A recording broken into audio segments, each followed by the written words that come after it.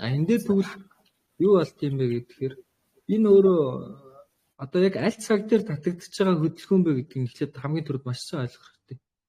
За жишээлбэл 5 минутаар тавьчих юм бол энэ шилжүүлэгч чинь өөрөө хотлоо авах гэдэг байгаа байхгүй. Эдний хаана дуусахыг энэ шилжүүлэгчийг хэмжихэд хэцүү байхгүй. Одоо жишээлбэл энэ нэг юм хөдөлгөөн ч юм уу те.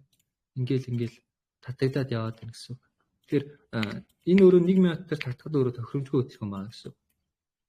За 15 руу тавиад үзье. 15 ч гэсэн ялгаагүй мөн адил хэцүү шилжүүлэгч хөдөлгөөн бол нэлээд онцгой харагч. За 30 минутаар тавиад үзье. 30 дээр ер нь гайгүй. 30 дээр бол ер нь гайгүй. Гэхдээ бас л доор ийм зөв мөтэй ийм заарсан зүйл байгаа даа гэсэн. Бидний шилжүүлэгчийн хөдөлгөөн аль болох ерөөсөө ийм кандлууд байх хэрэгтэй. Ерөөсөө нэг огцон мөстэй сайхан кандл байх хэрэгтэй. Багай. Одоо энэ бол ерөөсөө 4 цаг дээр л маш гоё харагдаж байгаа байхгүй. Шилжүүлэгчийн хөдөлгөөн гэдэг ийм л байх хэрэгтэй. Тэгэхээр энэ өөрөө 4 цаг дээр явж байгаа шилжүүлэлтийн хөдөлгөөн гэдгийг ерөөхдөө ингээд нэг ойлгоод тавьчих болно. Зүгээр шууд маш энгийнээр цагуудаа шилжүүлээл. За 4 цаг дээр энэ 4 зураг үзүүлээд ороод ирсэн байвал. За окей. 4 цагийн хөдөлгөөн шилжүүлэлтийн хөдөлгөөн ийм юм. Энэ тэгвэл 4 цагийн шилжүүлэлтийн хөдөлгөөн байна.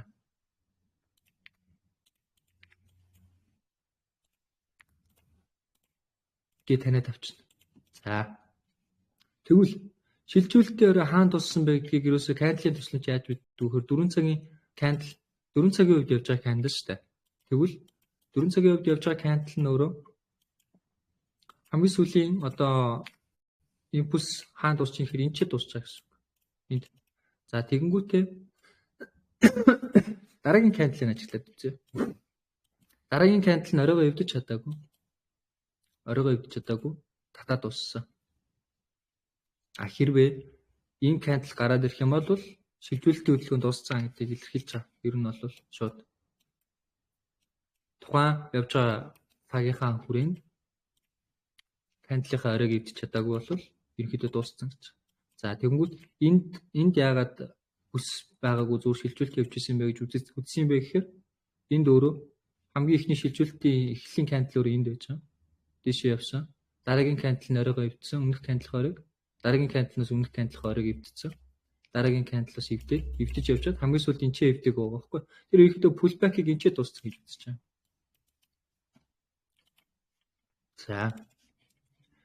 За тэгэнгүүт шилжүүлэгч зурх нөхцөл маань бүрдэж эхэлнэ гэсэн үг шүү дээ. Бидний хувьд. За энэ ёроолоос аваад тэр орой хүртэл ингэж зурчиж байгаа.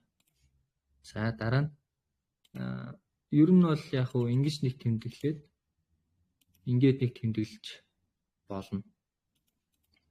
Энэ цэгүүд ерөөхдөө нэг ойлт авах, rejection авах хэрэгтэй бүсүүд болдог гэд өмнөх хичээл дээр ярьжсэн те.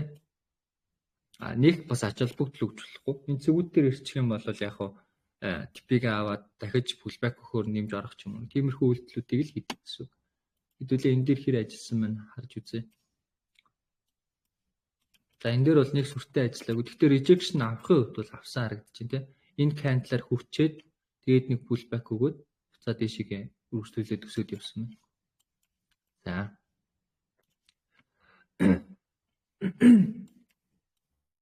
Тэгээд энэ бол ер нь 5 дахь хөдөлгөөн бол ингээд хэмжээ маань ингээд гүйцээд бол хандсан байгаа. Дээрээ үргэлжлүүлж шилжүүлэх гэж бол бас үдсэн харагдаж байна. Үргэлжлүүлж шилжүүлэх гэж үдсэн харагдаж байна. Гэхдээ юу байгаагүй.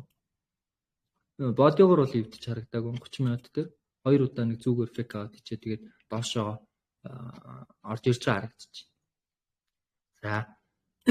Гэхдээ одоо за өнөөдөр хичээл шилжүүлэгч бүсийг шилжүүлж хөдөлгөөн гэдгийг одоо мэдхийн тулд хэдүүлээ эхлээд бүс гэдэг зүйлээ эхлээд дахиад нэг давтаад санаа те. Бүс гэдэг бол зүгээр л рейнж хөдөлгөөн. Бүс гэдэг бол зүгээр л рейнж хөдөлгөөн байгаа те. Одоо рейнж чинь бас дотор нь 3 загвар байгаа шүү дээ. Нэг юм жоохон өсөж яваар рейнж те. Тэгснээ нэг унаж яваар рейнж. Гэт ийм 3 загвар байгаа даа.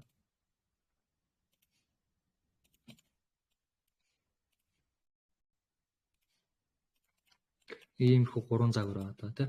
За хамгийн гоё рейнж бол мэдээж яг юм тэнцүү дээр доороо хайлаа ингээ хийгээд нэг яг нэг дөрвөлжин дотор хөдөлж байгаа рейнж бол хамгийн дайжгүй рейнж байгаа да. За өсөлтийн рейнж, уналтын рейнж гэж ингээд бас хоёр. Одоо нөгөө нэг энэ хоёр рейнж чинь бол нөгөө нэг бидний одоо хамгийн сайн мэдхээр одоо нөгөө ийм паттернуудыг үүсгээд унаад идэг шүү дээ. Унжсууд идэг. Иймэрхүү энэ маань бас өөрөө бүсийн нэг хэлбэр байгаад байгаа шүү. Огцсон биш бол. Огцсон иймэрхүү юм байвал эн чинь бас өөрөө юунд арах уу? Өстөө арах уу гэвэл үгүй гэж болно шүү дээ. Дотроо өөрөө энэ маань энэ шилжүүлэлтийн хөдөлгөөн, энэ хэмжээсийн гүйцэлд үндсэн бүсийн хөдөлгөөн ч юм уу ийм бас байж болно шүү. Тэгэхээр ерөөд айлуулах жоохон нэлээд ажил тийшээгээ сайд үе чиглэлийн хөдөлгөөн гаргасан ийм рейнж нь өөрөө бүсийн хөдөлгөөн байх гэдэг гэсэн. За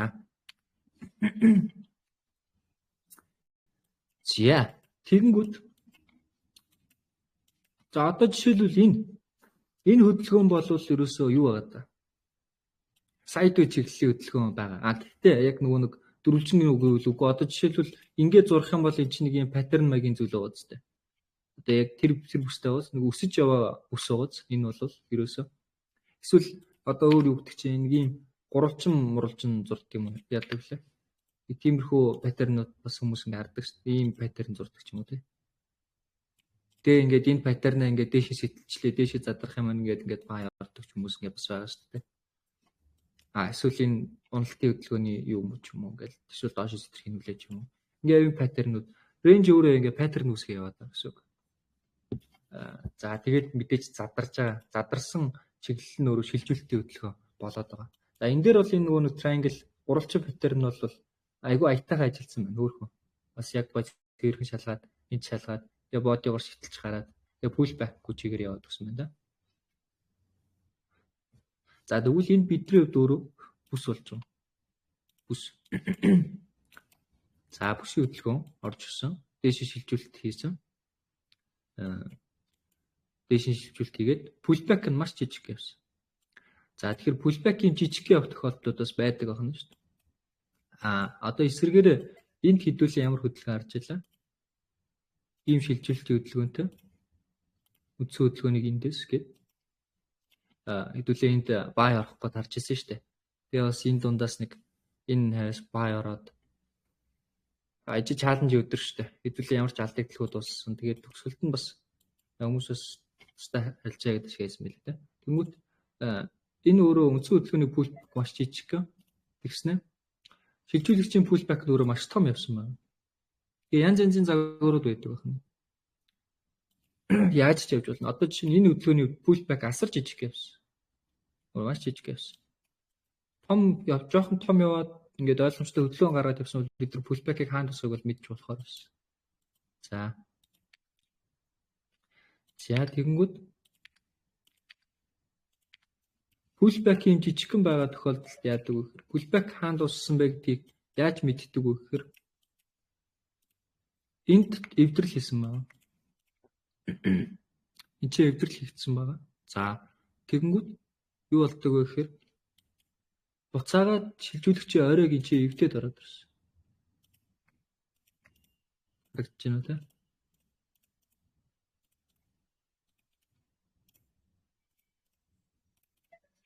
Энд оройг эвдээд ороод ирсэн. За одоо энэ дээр юу гэсэн үг вэ гэхээр доороос шилжүүлэлт орж ирээд энэ орой дээр шилжүүлэлт дууссан гэдэг баталгааг ингээд энд эвдэхдээ шилжүүлэгч энэ ч дууссан шүү гэдгийг энд эвдэж өгчиж хэлж өгч байгаа.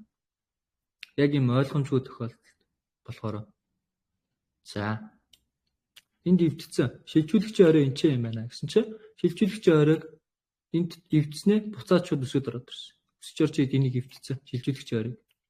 За энэ нь өөрөө юу гэсэн үг юм бэ гэхээр шилжүүлэгчийн pullback өөрөө ийм л байжээ гэдгийг хэлж өгч байгаа. Бас жижиг нэг ийм хөдөлгөөн л байжээ. Pullback энэ ч дуусчлаа гэдгийг энд эвдэж өгснөөрөө дахиад хэлж өгч байгаа байхгүй. Үндсэн хөдөлгөөн эхэлсэн шүү гэдгийг. За тэгэнгүүтээ 5 өдөр арилжааны боломж юу гэсэн бэ гэхээр за энд эвдчихэд буцаад доошогоо орж ирээд за тэгэл энэ авьяас ерөөсөө оролтууд бол байсан гэсэн үг. Тэгээд stop loss-ыг энэ шилжүүлэгчийн pullback-ийн ёроолдоор бол тавиад орж болохоор байсан гэсэн. Гэхдээ энэ дээр юу яасан? Би өдөр харж агаад өсөө гараад ирсэн энийг эвдээ явж байгаа хүүрээ өнцгөөдлөө хэлчих. Эндээс ордлог байжтэй гээд бишээ энэ доошлохоор ингээд ядаж ийм нэг арилжаа өгчөөд ордогч байж үгээ бодож исэн яг нь. Тэгээд нэг ийм арилжааныг нэг хэрцэх 3 хүргээд аваад авах юм даа. Тэгээ энэ чинээс би ингээд орох гэсэн чинь. За эсэлийг үсрээд за нэг энэ доошоо зөөлөө гэж үзэхэд нэгийг хэрч хоёртой нэг арилжаа болоод байгаа юм. Тэгэхээр за энэ угаасаа дими юм байна гэдэг. За өнөөдөртөө ч орой харж гад болъё даа. Тэгээ юу болсон бэ гэдэг чинь буцаа доошоо орж ирээд энэ дууг нь эвдэж орж ирсэн. Энд эвдэж орж ирээд тэгээ энэ дээр жоох эргэлцсэн юм а. Буцаад ингээд доошоо эвдээд ороод ирсэн. Яг үндсэн эсэлийг бол энэ доор тавиад орж болохоор байсан л даа. Энд бол зөндөө хугацаас би энд үл нэлээд харчихсан. Яах уу гэд нэлээд харж агаад нэг юм арилжаа нээх гээл нэлээд эргэлцсэн юм а. Ингээд доошоогоо ороод ирэхээр би дахиад жоохон доошоо явж магадгүй эсвэл рейнжилж чагаад 5 дахь өдөр болохоор тэгээ дээрээс нь сарын эцсийн өдөр болохоор ер нь зүгээр ямар ч хөдөлгөөнгөө дуусчих юм болов гэд би хайцсан гэсэн үг. 5 дахь өдөр болвол. Тэгээ ерөөхдөө ингээд дуусчих магадгүй гэж жоохон бодоод за тэгээд зоожхоо за хайчи дөө гэдэг угаасаа тэгээд дараа 7 хоногт бүх юм баяжчихад гоё болчих юм чи ингээд хүлээцсэн гэсэн үг. Яг гоо тэрнээс бол энэ бол яг гоо 5 дахь хэмжээгээ гүйцэжэл дууссан л да. За 5 дахьын үед бол ийм байсан. За тэгвэл энэ бүсийн хөдөлгөөн энэ өөрөө бас бүс шүү дээ. Бүсийн хөдөлгөөн. Энэ бол өөрөө нэг тийм гоё хажууд жишээ чиглэлийн хөдөлгөөн байна. Сая дэ чиглэлээ. Айгуу цэвэрхэн бүс тийм. За тэгэнгүүт шилжүүлэгчийг хэдүүлээ одоо тодорхойлноо. Нилээ хэд хэдэн дүрмүүд байгаа. За та хэд сайхан бичиж авч бол. За шилжүүлэгч. За шилжүүлэгчийн баталгаанууд. Үндсэн хөдөлгөөнөөс удаан явж болохгүй. Цаг хугацааны хувьд. Үндсэн хөдөлгөөнөөс удаан явж болохгүй. Бидний үндсэн хөдөлгөөн нэг ийм хугацаанд явсан байна. Ийм хугацаанд. Шилжүүлэгч маань тэгвэл энээс удаан хугацаанд явж болохгүй. Шилжүүлэгчийн хөдөлгөөн тэр хугацаанд явсан байна. Энэ шилжүүлэгчийн хөдөлгөөн дээр жишээ авал шүү дээ.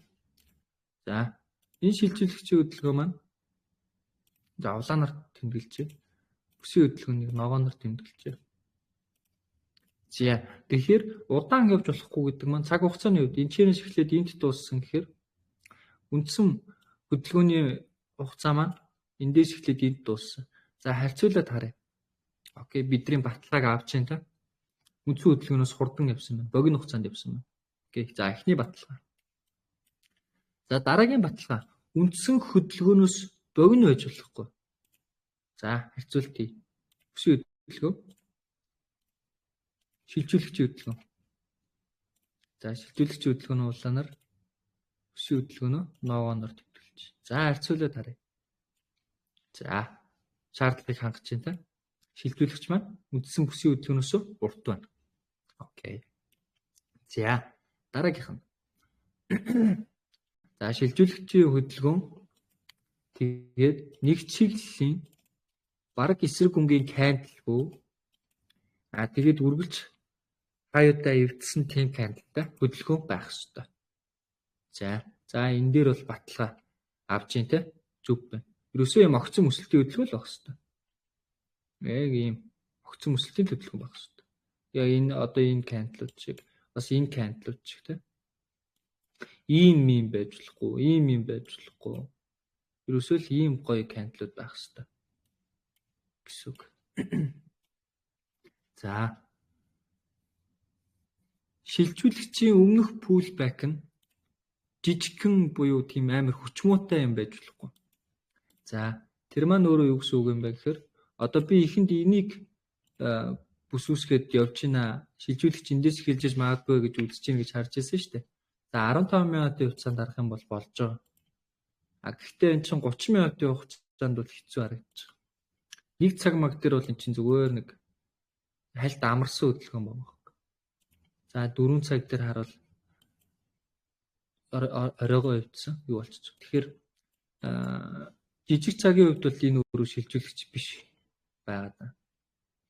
Жижиг цагийн хувьд өөрийн гэсэн бие даасан хөдөлгөөнтэй л нэг хөдөлгөөн байгаа. Тэр нь одоо юу ч үгүй те. Ийм хөдөлгөөн ч юм уу те. Дотроо өөр нэг иймэрхүү хөдөлгөөн хийсэн байж болно гэсэн үг. За. Тэр 4 цагийн хувьд бол хангаж байгаа. Тэгэхээр одоо жишээлбэл энэ кандлууд төр хэдүүл аваад харцгаая. Энэ өөрөө нэг ингэж зурагдах кандл гэсэн үг. Одоо шилжүүлэгч. Тэгээд үдс хөдөлгөөн. Эндээс гээд нэг ийм ингэж зурагдах хөдөлгөөн гэсэн үг. За мэдээж энэ маань явахдаа өөрөө богинохын явна гэдгээ дотроо өөрөө хэлж өгсөн юм шиг харагдаж байна, тэ. За. Тэгэнгүүт за энд бол ерөөсөө кандл харагдал ячиж байгаа зурагчж байгаа шүү дээ, тэ. Тэгэхээр за шилжүүлэгчийн pullback нь жижигхэн байж болохгүй. Том байх хэрэгтэй. Одоо яг нэг иймэрхүү том байх хэрэгтэй гэсэн үг шүү дээ. Иймэрхүү. Шилжүүлэгчийн pullback нь одоо шилжүүлэгчийн арын pullback удаан байж болохгүй.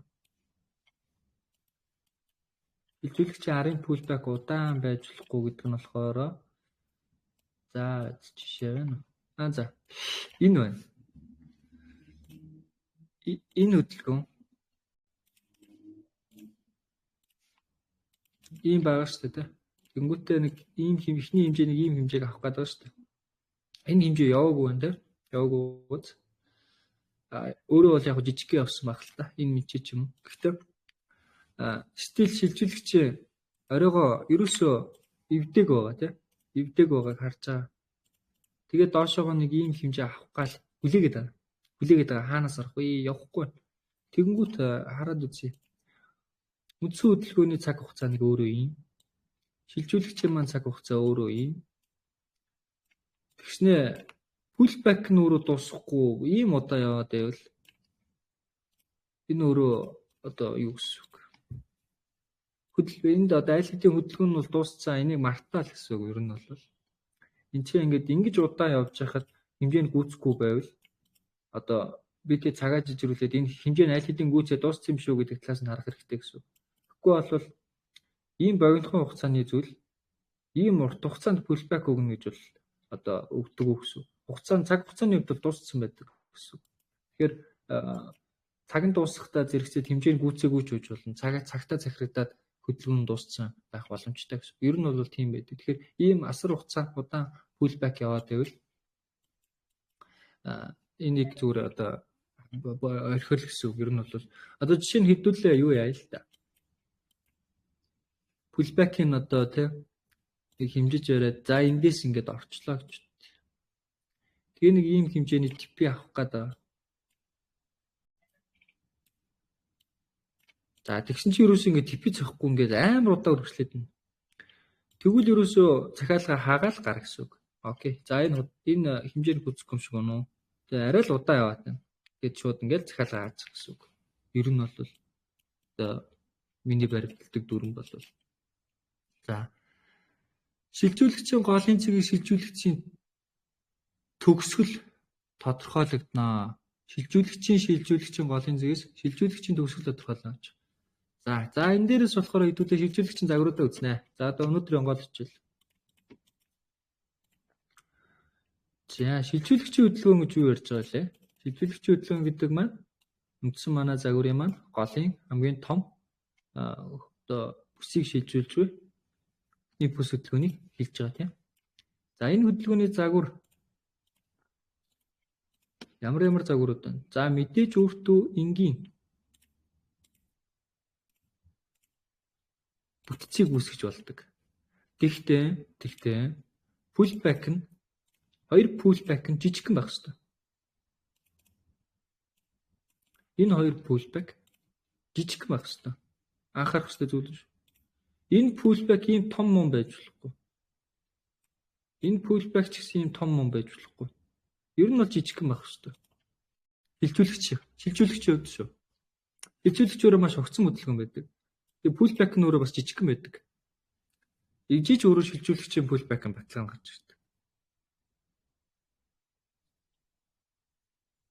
За.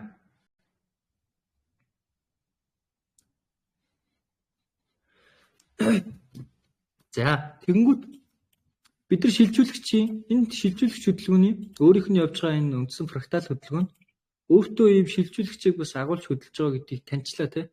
Шууд огцсон биш бас нэг цагийн жоохон багасгаад тарсан ч яг ийм хөдөлгөөн явж байна. Тэгвэл яах вэ? Тэгвэл бид нар хэмжээгээ татж үзээд манай шилжүүлэгчийн орой энд дуусах боломжтой байна гэдэг зүйлийг таньж мэднэ гэсэн. Шилжүүлэгчийн орой маань энд дуусах юм байна гэдэг зүйлийг хэдүүлээ мэдэж чадна гэсэн үг. Энэ ямар ашигтай юм бэ гэхээр одоо жишээлбэл хэдүүлээ одоо энтертэй байлаа л да. Хэмжээсийн гүйцэлт дээр нь орсон ч юм уу тэр нь үргэлжлүүлэн шилжүүлсэн байх юм бол хэдүүлээ типигээ сунгаад энд гарч болох нэ гэдэг зүйлийг мэдэж чадна гэсэн. Тэгээд дээрэс нь дотор нь явж байгаа хөдөлгөөнөөс хамаарат шилжүүлэгч дуусаад араас нь pullback дээр нь бид нар sell орж чадна гэсэн. Pullback-ын дарж авч чадна гэсэн.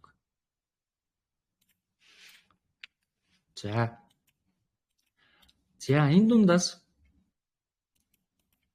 шилжүүлэгч наан дуусвал энэ шилжүүлэгчийн pullback-ийн хэмжээсийн гүйцэлд наан дуусаад буцчвал энд ингээ бүтэц хэвдээд буцчих юм бол энэ шилжүүлэгчийн хөдөлгөөн биш.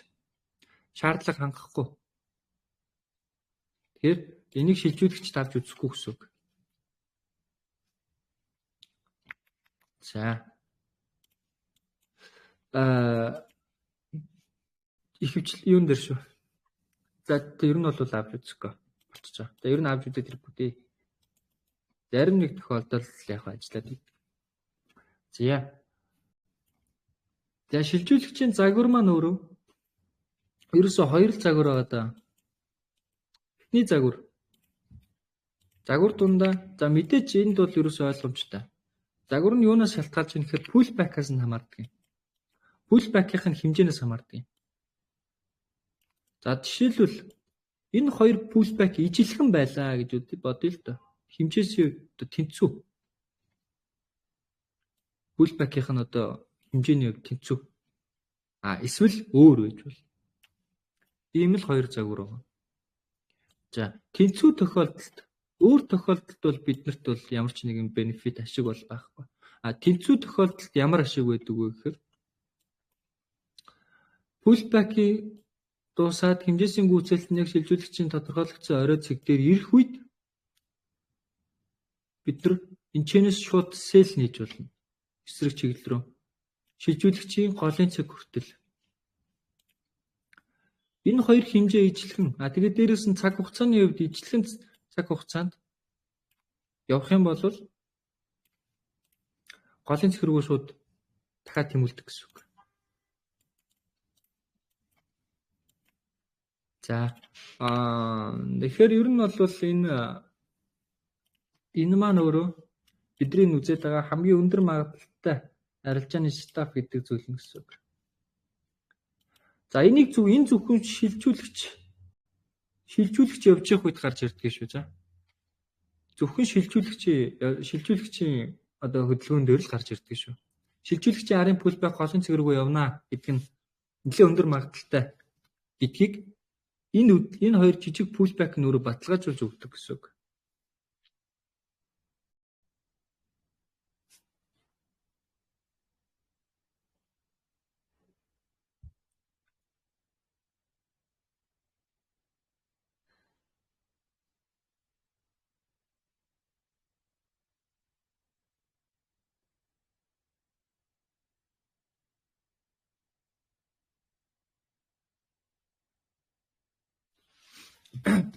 За тэгэхээр ийм нөхцөл байдаг байх юм шүү. За энийг би сайхан скриншот хийгээд группт хичээл дээр оруулаад тавьчих. За энийг тэгээ байн хаагаа суучих. Хайд сууж болохгүй.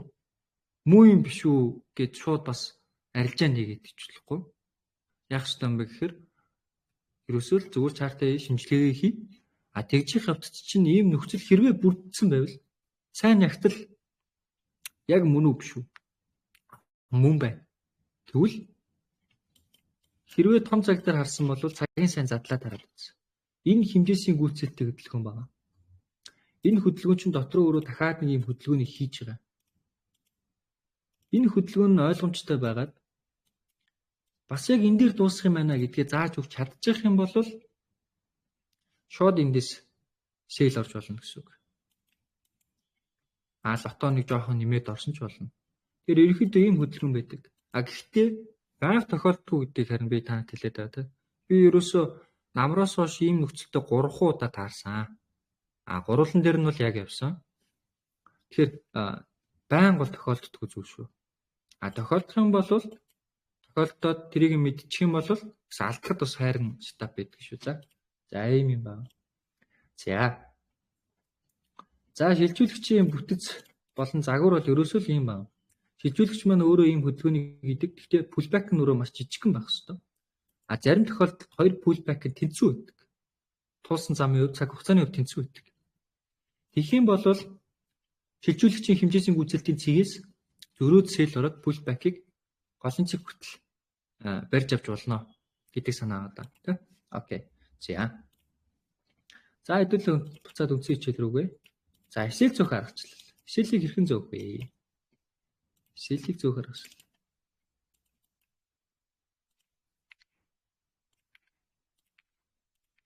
За эсэл зөөх. Эсэлийг ч одоо гоё жишээ байна.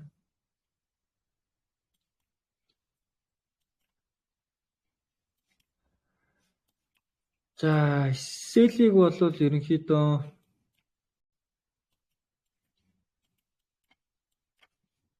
голден дээр нэгт гэж юу сүнжирсэн хөдөлгөөн гардаг болохоор хэдүүлээ юм дээр арч. Паунд дээр арч. Паунд ч айгүй гоё бүтцээ. Гоё хийж хөдөлдөг. Валюта одоо шүү дээ. Маш гоё бүтцээ. Хэдүүлээ энэ дээр бас дан ганц фрактал гэхгүйгээр зүгээр л орой ороолороо сайхан арилж байгаа хийгээд иж болно. Гэхдээ бас хэцүүлтэй. Фракталтай хийж илүү бас нэрвжлэлтэй орно. За хэдүүлээ эндээс энтрийн нээсэн байлаа гэж бодъё л да. Эндээс интернетсэн байлаа гэж үү. За доошоо явж гин тэ. За типигээ сайхан ингээд томор авах байсан гэж бодъё. Эсэлээ зөв. Окей. Эсэлээ зөв. За мэдээж эсэлийг бол тодорхой төвшөнд бол ингээд эхлээд бол энтрийн нэгтээ тавьсан байгаа тэ. За. Тэрнээс хойш юу арах вэ гэхээр ерөөсө бүтцийн эвдрэл хараал явчихна.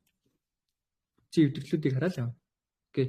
Энд үсэх хүртлэх өмнөх ёроол хаанаас нь гэхээр энд өсөн мөн. Энэ ёроол энд эвдэгдэж шүү дээ тэ. Энд эвдэгдэж байна. Энд эвдэгдсэн бол энэ хөдөлгөөний оройн өрөө хаана вэ? Ерхийдөө оройн өрөө энд гарч ирж байгаа гэсэн.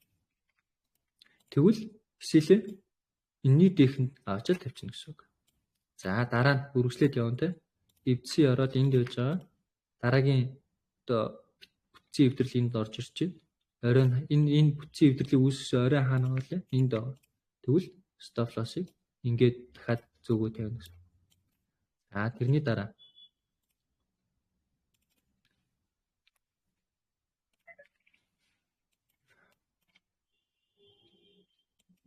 энэ бол иймэрхүү жижигхэн юмнууд ерөөсөө хууртаад ирэхгүй шүү заяа. Ийм нэг жижигхэн юмнууд. Одоо жишээ нь энд дэвдсэн гээд энчээ зөөж болохгүй. Тэгснээ өргөжлүүлээд дахиад энчээ эвдэлчлээ гээд ингэж зөөж болохгүй. Ийм жижигхэн хөдөлгөөн дөрөв байхгүй шүү за. Нэлээд том хөдөлгөөнүүд рүү. Ерөнхийдөө ямархуу хөдөлгөөнүүд дөрөх вэ гэхээр сайхан ингэж татчих. За. Сайхан ингэж татлаа. Тэнгүүтээ одоо нэг ийм хөдөлгөөнийг ингэж татаад үзэн гэсэн үг шүү дээ.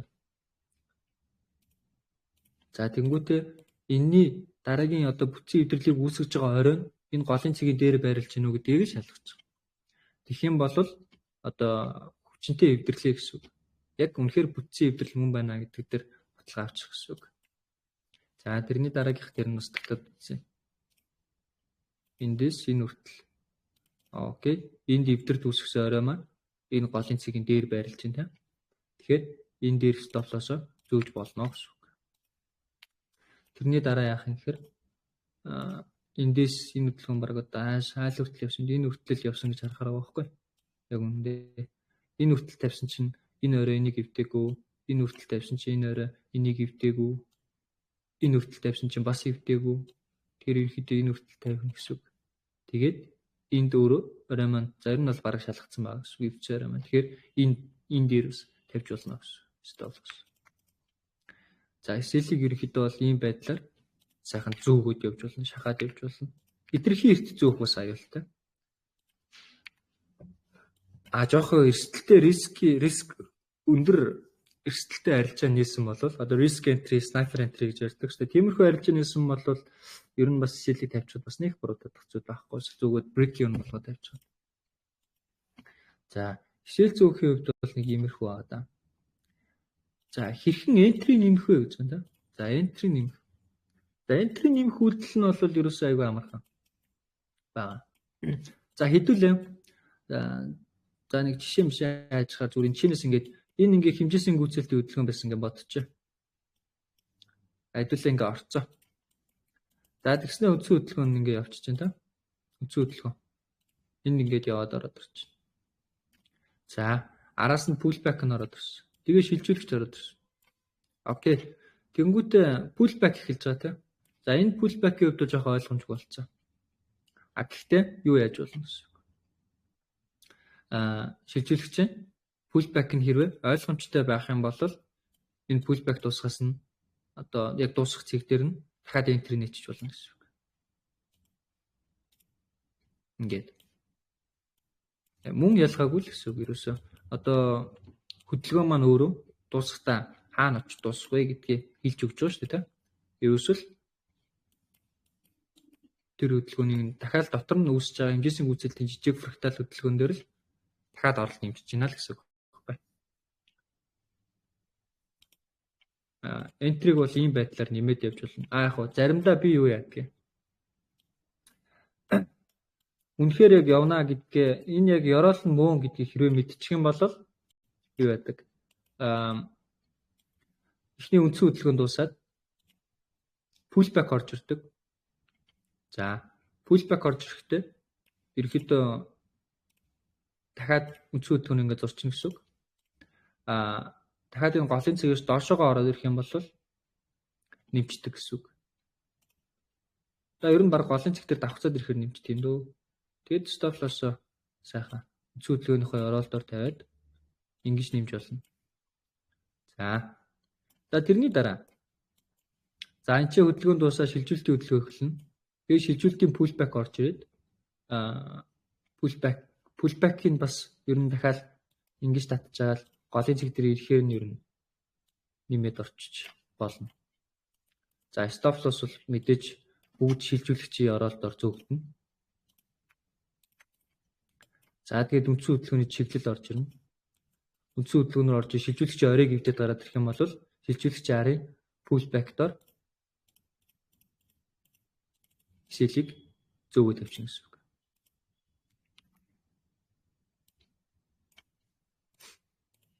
За ийм байдлаар ингээд entry нэмэх, оролт нэмэх, тэгээд stop loss-ыг зөөх гэдэг зүйлийг ингэж одоо хослуулж ашиглаж явдаг гэсэн үг.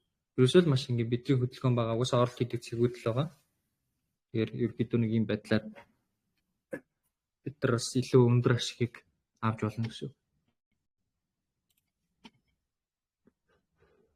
За support зоонуудыг хэрхэн татах вэ? Support бол маш ингийн. Таад одоохондоо юу л яаж. Support зоонууд нь болохоор ойлгомжгүй үед, хааш ингээд ойлгомжгүй хөдөлгөөн хийж байгаа үед тийм. Одоо жишээлбэл энийг бид нар pullback энд дуусна гэдгийг мэдэх хэрэгтэй бараг хэцүү байгаа ч тийм. Амар ойлгомжгүй pullback явсан байгаа ч тийм. Энэ үед тэгвэл жишээлбэл иймэрхүү үед support зон бид нар тэрэг болдог гэсэн үг. За support-ыг татахдаа таад ерөөсөө юу л ач 30 минут дээр л тавьчих. 30 минут дээр тавиал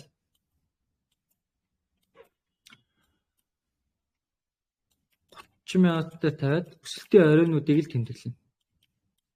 Одоо жишээлбэл нэг ийм одоо энэ өөрөө спорт зон мөн гэсэн юм.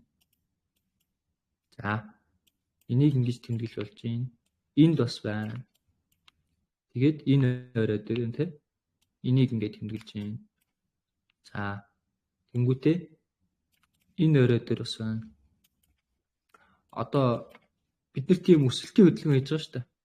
Ийм өсөлтийн хөдөлгөөн хийж байгаа да. Тэнгүүд за ингэж тайлбарламаар юм байна. За ханш одоо энд явж байгаа. Дээшийг ингээ өсөж байгаа гэсэн. Тэнгүүд дээшээ өсөж байхад нь бид нар өмнөх хэсгүүдээ хараад ерөөсөө тэр цэгүүдийг тэмдэглээд авчихна гэсэн. Энд нэг юм цэг байна. Энд нэг юм цэг байна. Тэгээд энд бас нэг юм цэг байна. Гэдэг зүйлийг тэмдэглээд авчихна гэсэн үг. За тэгэнгүүт эдгээр маань бүр энэ минийг эвдэж дэше орж ирээгүй. Гэхдээ буцаад доошсон байгаа та. За тэгээд фомсоор доошоогоо унчаад яг энэ спорт зон дээр ирчээд бас дээрээс нь давхар энэ маань нөгөө нэг бидний нөгөө атсны оролт байгаа даа шүү дээ. Тэгэнгүүт энэ цэг дээр ирсэн. Тэгээ энэ чинь шууд өсөд шилжүүлэгчийн хөдөлгөөнд орсон байгаа гэсэн. Спортын одоо ашиг тус одоо нэг иймэрхүү гэдэг гэх юм уу. Энэ дөр бол яг давхар спорт таарж байгаа. Дээрээс нь бид яг атсны цэг таарж байгаа болохоор энэ бол гоё юм гэж байж болох юм. За тэрнээс хойш дээшээ өсөд яваад өглөө. Окей. За тэгвэл бидний тэмдэглэх цэгүүд. За энэ бол нэгэнтээ ажиллаад дууссан цэг болчихж байгаа. Бид нэр хэрэггүй болчихж байгаа.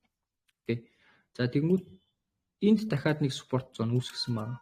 За энэ ч бас үүсгэсэн байна тийм. За энд бас хөөрхөн ажилласан л байна. Харуул дээшээгээ орж ирээд доошоогоо одоо энийг эвдэж, энэ спортыг эвдээд доошоо энэчээс дахиж тест хийгээд дээшээ өргөжлөөд өссөн байна тийм. За энэ зооны хувьд бол заах нэлээ rejection авсан байна, зууралдсан байна хараа. 3 каналаар ерөөдөө зууралдаад тэгээд дэшээ ивдээ явсан байна. За спортуудыг тэгвэл ингэж ашигладаг байна. Одоо жишээлбэл энд бол нэг ийм спорт зон байсан байна. Доороо одоо бас нэг ийм рейнжин дотор үүсэт явж байгаа гэсэн. За спортуудыг гэхдээ ингэж нээ хитрхи их татаарай заа. Спортуудыг бол ерөөсөө одоо явж байгаа хөдөлгөөн нэг 2-3 хэсгүүдийг л тэмдэглэн гэсэн. Одоо жишээлбэл гоё томхон шиг шилжүүлэгч хөдөлгөөн байна. Pullback гэдэртэй. Нэр дээр л гоё жишээ авч тайлбарлая да. За энэ хөдөлгөөн байна. Энэ шилжүүлэгч хөдөлгөөн. За үндсэн бүсийн орой. За эндээс татаад авчаа. За энэ бол бүхэл дээр нь том энэ хэмжээг гүйцээс харагдчихээн та. За тэгэнгүүт шилжүүлэгч дууссан. Pullback явж байгаа. Pullback хаан дуусах вэ гэдгийг хэдүүлээ ерөөсөө одоо хамгийн одоо бүр эцсийн хүрэгцийг бол шилжүүлэгчийн орой байгаа тийм үү? За дараагийнх нь юу вэ? Дараагийнх нь болохоор бидний одоо нөгөө атсны оролтын цэг гэсэн зоон. Энэ зоон ингээд тэмдэглэж байна гэсэн. За тэрнээс өөрөөр бол тэмдэглэх зоон энэ ч бас байхгүй юм байна л да. За яг бүр урагшлуулад нэг энэ мэндээс ингээд татчих болох юм байна.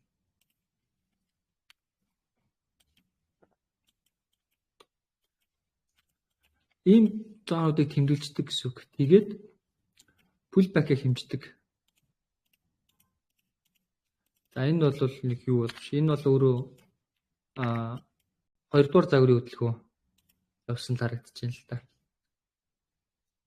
Ингэж орж ирээд энчээ дуусахдаа өөрөө давхар хөдөлгөөнөө хийгээд энэ маань өөрөө нэг юм хөдөлгөөнөө хийгээд энд дуусна гэдгээ өөрөө хэлж өгсөн байна шүү дээ. Тэрнээс бол яг энтрийн нэгцийг бол эндээс та.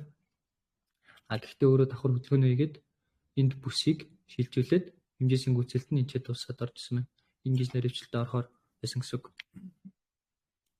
За ойлгомжгүй үед.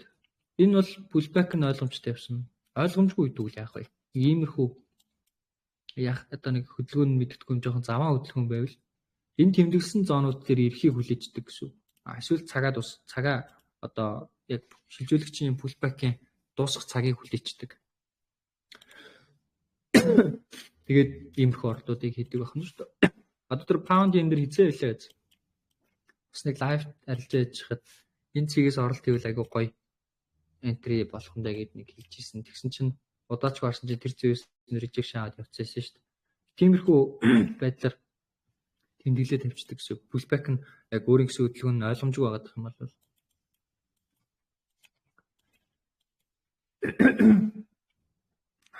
за support zone-ыг бол ерөөсөө ингэж л татдаг байна.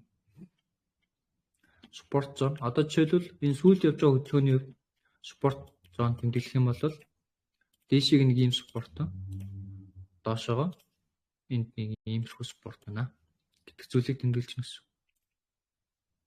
Энд бас ийм support ингээл болоо гэсэн. Одоо доош явж байгаа хөдөлгөөний хувьд одоо гэхдээ эдгээр бол ямар ч хэрэг болох юм байхгүй.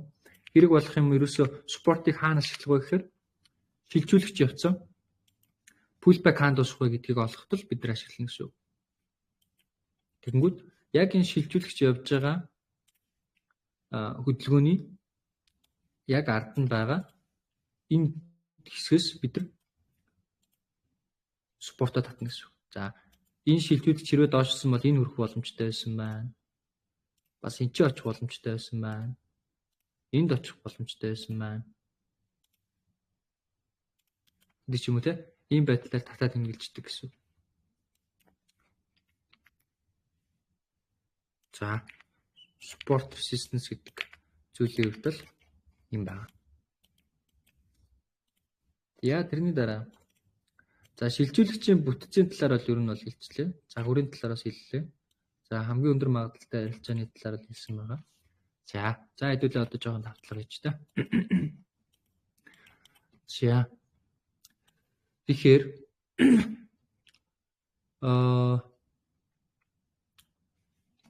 шилжүүлэгчийн загварын хувьд болохоор ерөөсөө candle-аар л хараад таньчих ерөөсөө хамгийн энгийн юм байлаа. Ерөөсөө л candle хараад уншчиход. Candle маань өөрөө яг л юм гоо цэвэрхэн candle авах хэрэгтэй. Тэгээд энэ үргэлжилсэн өсөлтийн candle-ийн ерөөсөө ёроолоос орой хүртэл өсөлт яг дууссан candle хүртэлх орой хүртэл ингээд татчихж байгаа. За тэгэнгүүтээ юу яасан байх вэ? Мэдээж бүсийн тодорхойлсон одоо энэ бүс байна. Энэ бүсийн оройгоос голын цэг маань дээр өрсөж байна те. Эвдэг үн, эвдүүлэг үн гэсэн. За тэгэхээр баталгаагаа авчлаа гэсэн. За шилжүүлэгчийн баталгаагаа харсан. Их гоё өсөлт. Энд ч дууссан.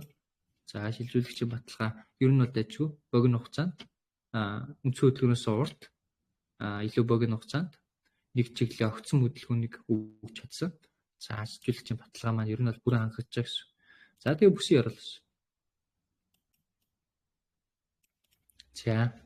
За ингээд pullback маань л өөрөө жижиг явцнаас биш хэмжээ маань бол гүцэд дууссан. Эдийг бол харж байгаа да. За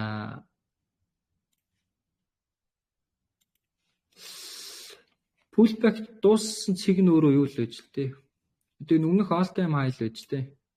Одоо энийг ингээд нэг юм support zone болгоод татсан бол хамгийн ихний rejection аваад өсөж болох цэгээс шууд өсөө явцсан л гэж одоо харахаар юм байна л да.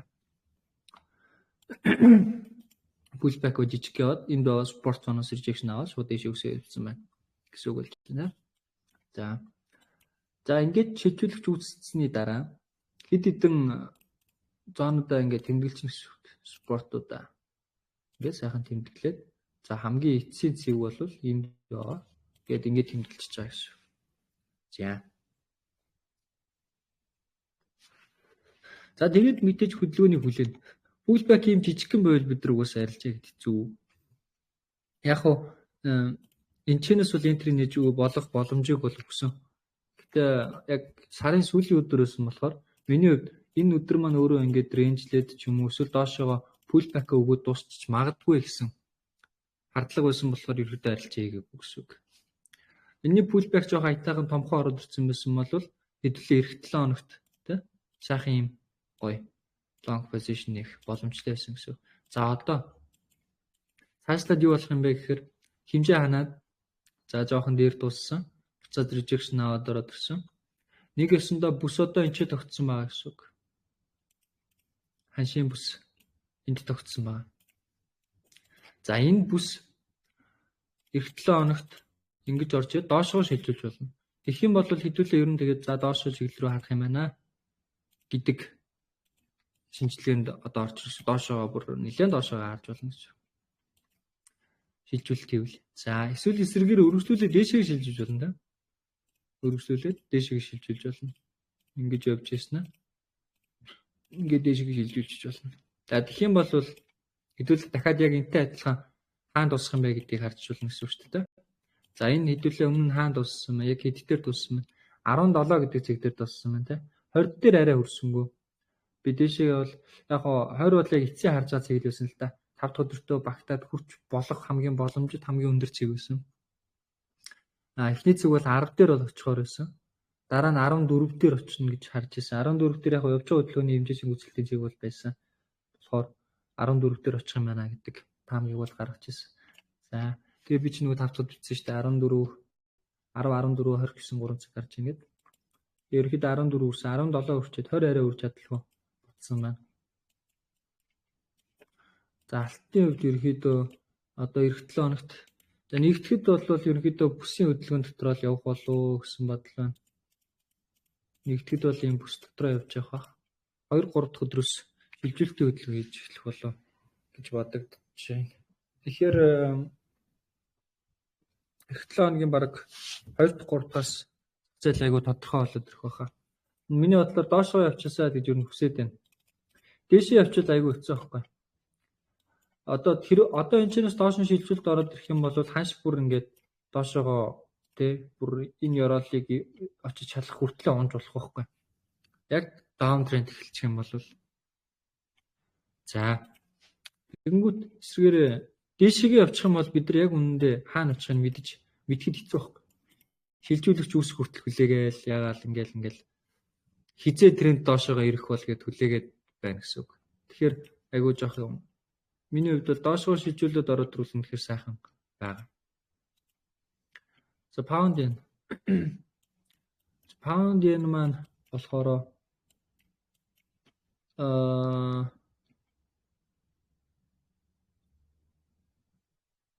за паунд yen бол уналтын хөдөлгөөн бол энэ дууссан байсан. За энэ нэг жоох өсөх байхаа дахиад энэ өрөөг нэг эвдэж орж ирэх юм шиг л харагдаж байна.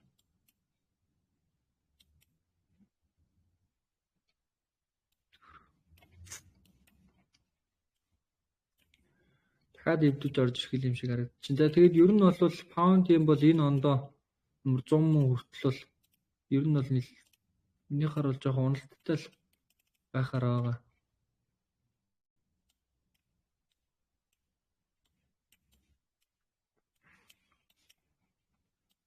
Одоо энэ нэг хэсгийн үүсгээд байгаа бүс өөрөө задрахыг хүлээж байна. Задраад ороод ирвэл айгүй айтайхан л байна. Аншиг сайхан том цаг дээр шинжилгээ хийгээд бүс доошоо ингээд задраад ороод ирэх юм бол 4 цаг дээр харахад хангалттай. Тэгвэл 4 цаг дээр харчаад бид нар 30 минут 15 минутаар тавьж агаад маш олон нэг чиглэлийн хөдөлгөөн эхэлсэн байхад маш олон энтринүүдийг бид нар өстой асуудалгүй сайхан барьж аваад яваад иж болно. Яг нэг чиглэлийн хөдөлгөөн эхэлсэн байхад бол маш гоё ажилтдаг. Өөрөөсөө шууд зовоохгүй яваад идэг. Одоохондоо бол рейнжлээд л байна л та. За алтын хувьд бол яг уу энэ бол маш цэвэрхэн гарч ирсэн. Pullback маань өөрөө маш жижигхэн байлаа. За биткойн бол юу яасан? Бага. Энд бол ийм шилжүүлэлтийн хөдөлгөөнийг бол хийсэн. Доошоо.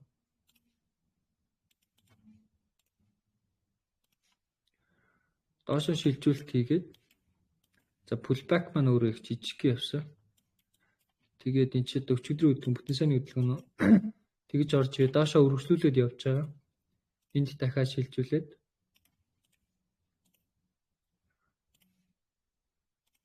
ингээд ерөнхийдөө дахиад одоо нэг чиглэлийн хөдөлгөөн рүүгээ орцсон байхад ер нь бол ингээд доошоо яваал байдаг. Бид нар бол үнэ тренд аягүй гоё нэгэл яваад байна. Дангаас яг хэмжээсэн гүйцэтгэхгүй шилжүүлэгч зарим тохиолдолд үндсэн хөдөлгөөний эхлэлээс нь хүртэл зүгээр энтрийг нээж болоод идэг гэсэн үг. Цагийнхаа тусламжтайгаар. За Nasdaq За Nasdaq бас юу яасан.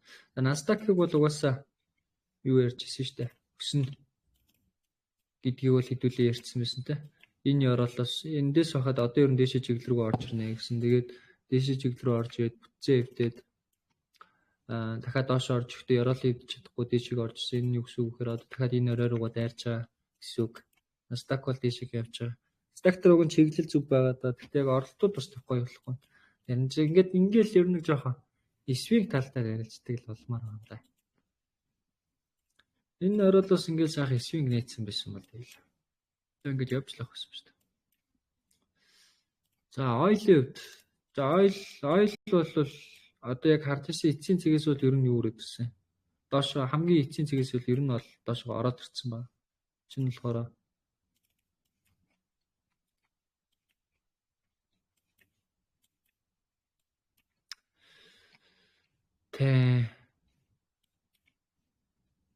бүсийн орол буюу одоо нэг бидний ярьдаг цэг мэг гэж яриад байдаг шүү дээ. Тэр цэг дээр бол ирсэн байна. Одоо ойл бол энээс доошоо миний хувьд бол газар өгөө гэдэг шиг л байна гэсэн. Одоо бол дээшийг ер нь шууд явчих واخ. Энд байгаа liquidity-г бол авцсан байгаа. Энд ёроолыг аваад дахиад бүр хоёр ч авцсан байгаа болохоор тэгээд дээрэс нь энэ уналтын нэг жижигхэн фрактал нь дууссан байсан баха. Би нэг хэмжиж харж ирсэн. Тэгэхээр ерөнхийдөө pullback бол одоо энтэй ингээд дуусчих байгаа гэж ойлгож байна. Тэгээ ер нь бол 7 хоногоос ойл бол одоо дээшээ чиглэл рүүгээ хөдлөх ер нь хөдлөөд дээшээ бүсийн хэмжээ буюу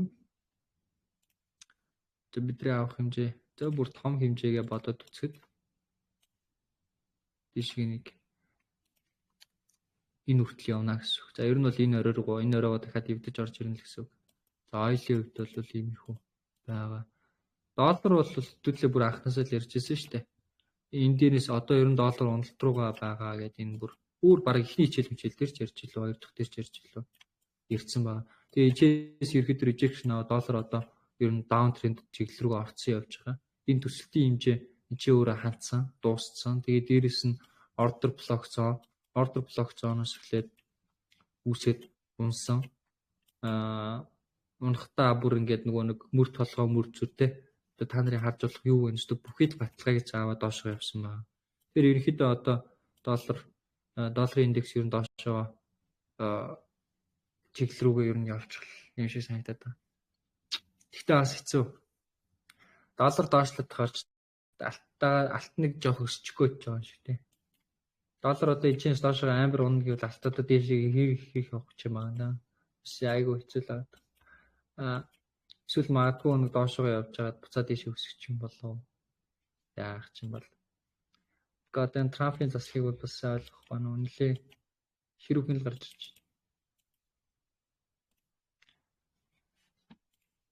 байна.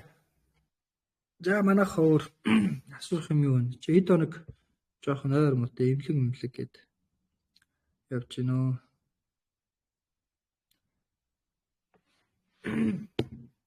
За. Манайхын хэмжээгээ ер нь бол татаад сурж гинөө. Хэмжээгээ татхад бол ерөөсөө юу л яаж. Сайхан аль цаг дээр явж нэгдээ эхлээд тодорхойлж. Оройг нь эвдүүлээд явж бол дуусааг байна гэж хэлж. Орой эвдэхгүй нэг эсрэг мөнгөний кандл гараад ирэх юм бол шийдвэрлэх дуусчихжээ гэж харж. Тэгээд давхар баталгаа олгоод сайхан уч дээр хараад бүтцийн эвдрэл харж. Бүтцийн эвдрэлтэй. Одоо жишээлбэл энэ ч дуусаад энэ бүтцийн эвдрэл үүссэн байна шүү дээ. Энэ нүрээ өсөв юм гэхээр шийдвэрлэж дуусчлаа гэдгийг хэлж өгч байна. Иймэрхүү байдлаар л ингээд шийдвэрлэгчийг танаас сурчих хэрэгтэй. Шилжүүлэгчээ танд сураал, бүсээ тодорхойлвол шилжүүлэгчээ танил pullback хэмжээл суучна гэсэн үг шүү дээ. Ерөөсө 3 дараалал. Тэгэл entry нэг зоонуудад тодорхойлчихно. Тэгээ ойлгомжтой болоод ирвэл пангал.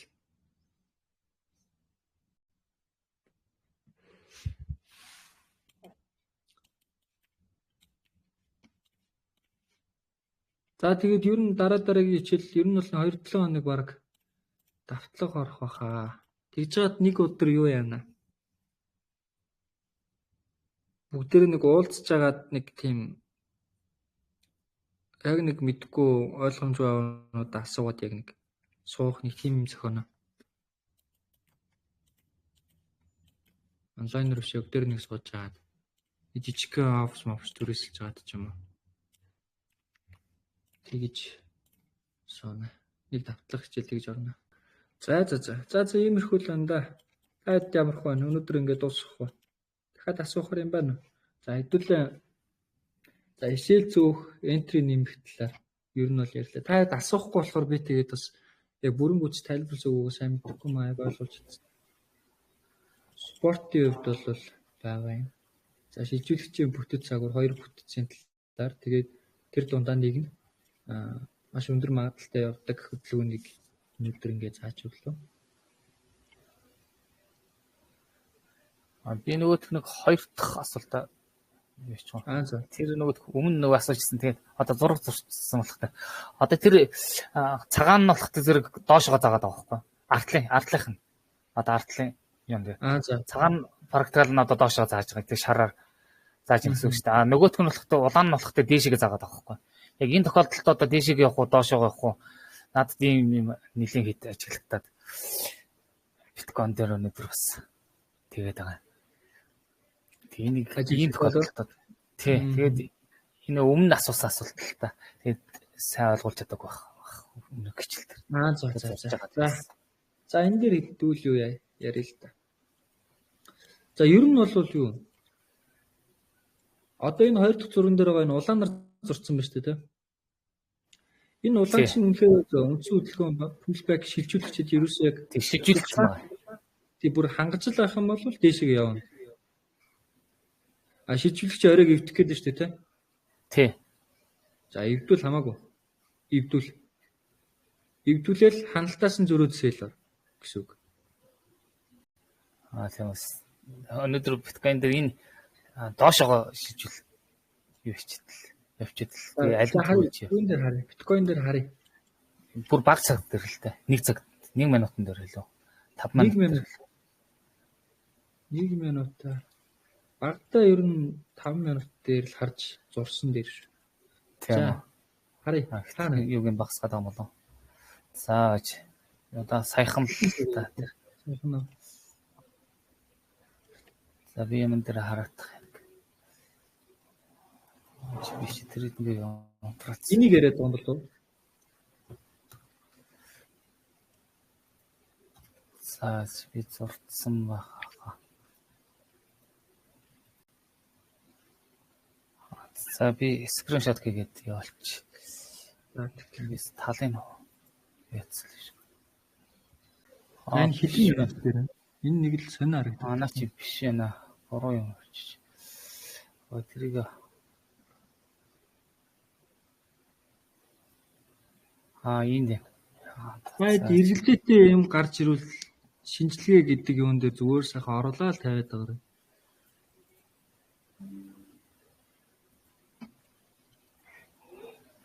Энэ гэхдээ бүр 1 минутан дээр ятсан юм. Одоо энэ дээр би бас хагас зураг устгахчих. Одоо энэ дээр харагдаж байна тэр хэмжээс татаад дээдлийн юу нь болохтой зэрэг доошоо явах байхгүй. Яг өөрөөр хэлснээр явцсан юм л та. Сайн явсан зэрэг харав. Тэгээд бас харлаа. Энэ дээр дээшээгээ харж исэн. Тэгсэн чинь pullback нь доор дуусах гээд байсан байж тээ.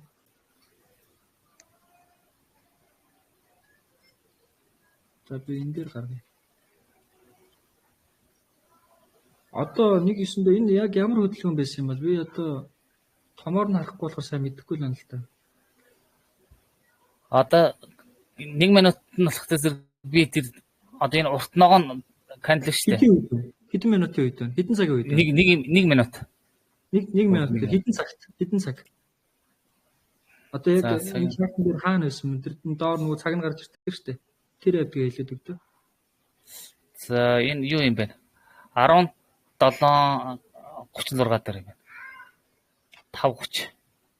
36. Энэ юм шүү дээ, тийм. Энэ яг юм байна шүү дээ. 17 36 за энэ хавьд байгаа шүү дээ. За энэ дээр яаж зурсан юм? Дээшээ шилжүүл одоо энийг дээшээ шилжүүлэх гэж авсан юм уу? Тий. Наадах чи дээш шилжүүлчихлээ. Тэгсэн чинь дээрээс доошоогоо шилжүүлсэн. Ханаач мөн үү шүү. Яг мөн л байна л да. Зураг явуулсан зурагтай л адилхан харагдаж байна. Адилхан байна. Тэгэхээр энэ дээр ерөөхдөө жоохон буруу тодорхойлсон байна л да. Энэ дээшээ чиглэлийн хөдөлгөөн дээр уусаа хөдөлгөөнө дуусгацсан байна. Энэ одоо нөгөө кантлер уншиж байгаа гэж шилжүүлэлт хөдөлгөөч. Тэглэж одоо 1 минут төр энийг бас шилжүүлэгчиж авч үзэхэд бас хэцүү л харагдаж байна. Энэ өөрөө хөдөлгөөн дуусчихсан. Төсөлтөн. Би сайн өмнөхөө бас олохгүй байх шиг байна. Яг явцсан хөдөлгөөн. Өөр чи хийснээр л явцсан байна л да. Тэгэхээр дээрээс орж ирсэн хэмжээгээ бас доошоо гүйцэцсэн юм. Тэгээд дээрээс орж иж байгаа хөдөлгөөнөө бас ингээд доошоо ийм шилжүүлэгчтэй ичээ дуснаа гэдгийг өөрөө хэлээд дууссан байна шүү дээ. Тийм л юм. Харагдсан. Одоо энэ онцлог шилжүүлэлт гэж харсан шиг байна те. Тэнгүүтээ бүсгүй хөдөлгөөн буюу ингэж дууснаа гэд энэ чинээс ийм хэмжээ аваад энд дууснаа гэж харсан байна. Энд дуусахдаа хөдөлгөөн маань өөрөө энчээ дууссан шүү гэдгээ давхар явж байхдаа өөрөө хэлж өгсөн байна шүү дээ. Тэгээд энчээ дууссан маа байхгүй. Тэр пулбака өөрөө уг нь бол хэмжээд олсон. Энэ пулбак ус юм биш. Олон татсаргаад бүр ичиж.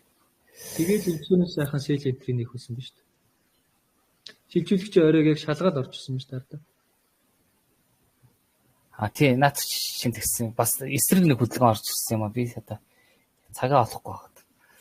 Тэгээд тэн дээр хийсэл зохиолцсон. Тэгээ ингээд нээсэн бол бас хөрхэн зарилж байна. Ер нь бол юу юм бэ шүү дээ, те.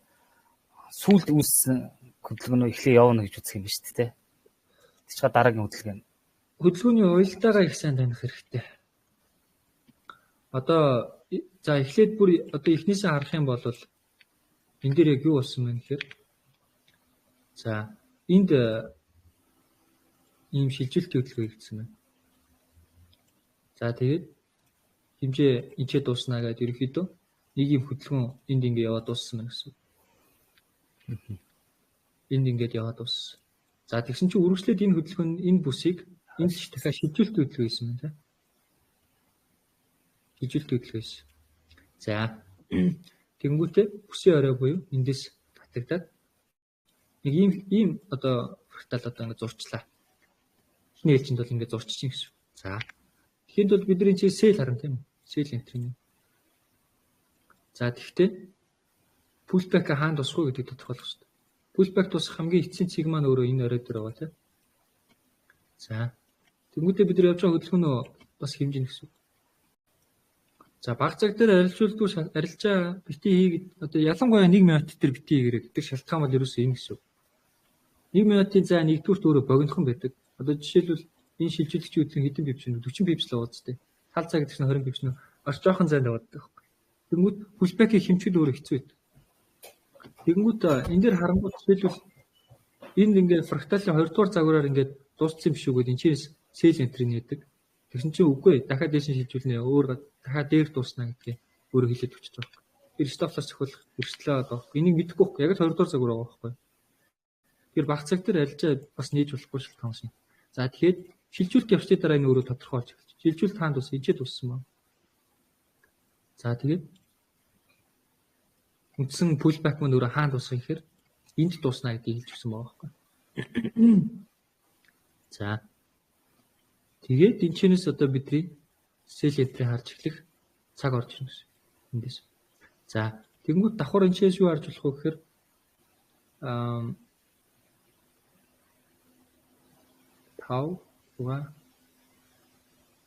за тийм юм байна л да.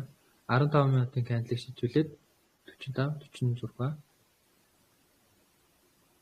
50. За би бол бүр юунаас л авах юм. Цагаа хараад яг 50 минутын шилжилтэн дээр орох хэрэгтэй. Яг тэгэхээр одоо за би нэг цагийн уялдаан дээр зарна. Эсрэг өнгийн кандл гарч байгаа тохиолдолд яг ямар үед нэтрийн нэг хөвдөг зүйл байгаа. Тэрийг би дараагийн хичээлүүд дээр зааж өгье. Тэгэхээр ерөнхийдөө жижиг цагууд дээр арилжж байгаа. Одоо жишээ нь чадан жижиг та нар ингээд хардаг дандаа нөгөө нэг юу яаж байгаа шүү дээ. Цагтай хамааралтай оролтуудыг хийж байгаа шүү дээ. Тэр ихэд жижиг цаг ихэвчлэн дандаа ингээд цагтай захирагддаг байхгүй. Ялангуяа нэг минут тэр хийж бол би бол эндээс орсон яг эндээс ялгаагүй л дээ. Би жоохон доороос орж магадгүй ингэж хөнгөлөд ч юм уу. Гэтэ стил одоо жишээ нь энд ингээд өсөлт миний стоп лосыг авах хэрэгтлээс одоо юу юм гэсэн үг. Хамгаална гэсэн. За тэгээд энд бас хөөрхөн л харагдчих. Хөөрхөн жишээ болохоор харагдчих. За тэнгуүт үндсэн хөдөлгөөн явуулсан. Энд дахиад энийг шилжүүлсэн хөдөлгөөн өөрөө хийгдсэн байгаа байхгүй. Тэнгуүт бидний авахтаж харж исэн энэ хэмжээ маань энд ингээд дуусчих байсан чинь үгүй дахиад үргэлжлээ доош явна шүү гэдгээ өөрөө хэлж өгсөн байгаа шүү дээ. Тэгээд энд дуусна гэд бидний типийг сунгаж өгч юм шүү. Энэ бас айгүй гоё зүйл байна. Гоё зүйл байна. Энэ зүйл. За энэ хөдөлгөөний хувьд бол ерөөхдөө яг л юм байна. Энэ бол яг л гоё явсан хөдөлгөөн байна. Уг нь бол тэгээ 1 минут болохоор хэтэрхий эрсдэлтэй зүйл л дээ. За одоо дараагийн жишээ. Дараагийн жишээ жоохон одоо бол угаасаа юу яаж шүү дээ. Өсвөлгч явж шүү дээ. Аль нэг тийшээ шийдвэрлэх үйл гэсэн үг тийм. Өмнөх хөдөлгөөнүүдээс нь харъя л та. Одоо жишээ нь энд ингээд өсөлт явж байгаад бүтэц дэвдээд энд ийм шилжүүлэлтийн хөдөлгөөн явсан байна. Яваарг юм дөө. Тэгээ ингээд дууссан байна. Яг л дууссан байна. Тэгээ 1 минут гэслүү 5 минут дээр тавьсан хараа дээр арилжих хугацааны хувьд оролтын хугацааны хувьд хүртэл 5 минут нь илүү амархгүй. Чи 1 минут дээр ингэж тавьчаал эн чинь ирэхээр сэл орно гэдэг юм чичээд энд ирнэ гэдэг 1 минутаар мөхийг хэлж мэдэхгүй байхгүй. Ядаж 5 минут дээр. Энд сайхан шилжүүлэлт хөдөлгөөн байна. Энэ бүсийг шилжүүлсэн. Хаан дуусгах, энэ ч дуусгах юм байна. За тэгээд энэ чинь хэмжээг буцаа авсан. Тэгээд үргэлжлээ дахиад доошоо жижигэн шилжүүлэлт хөдөлгөөн хийгээд явсан.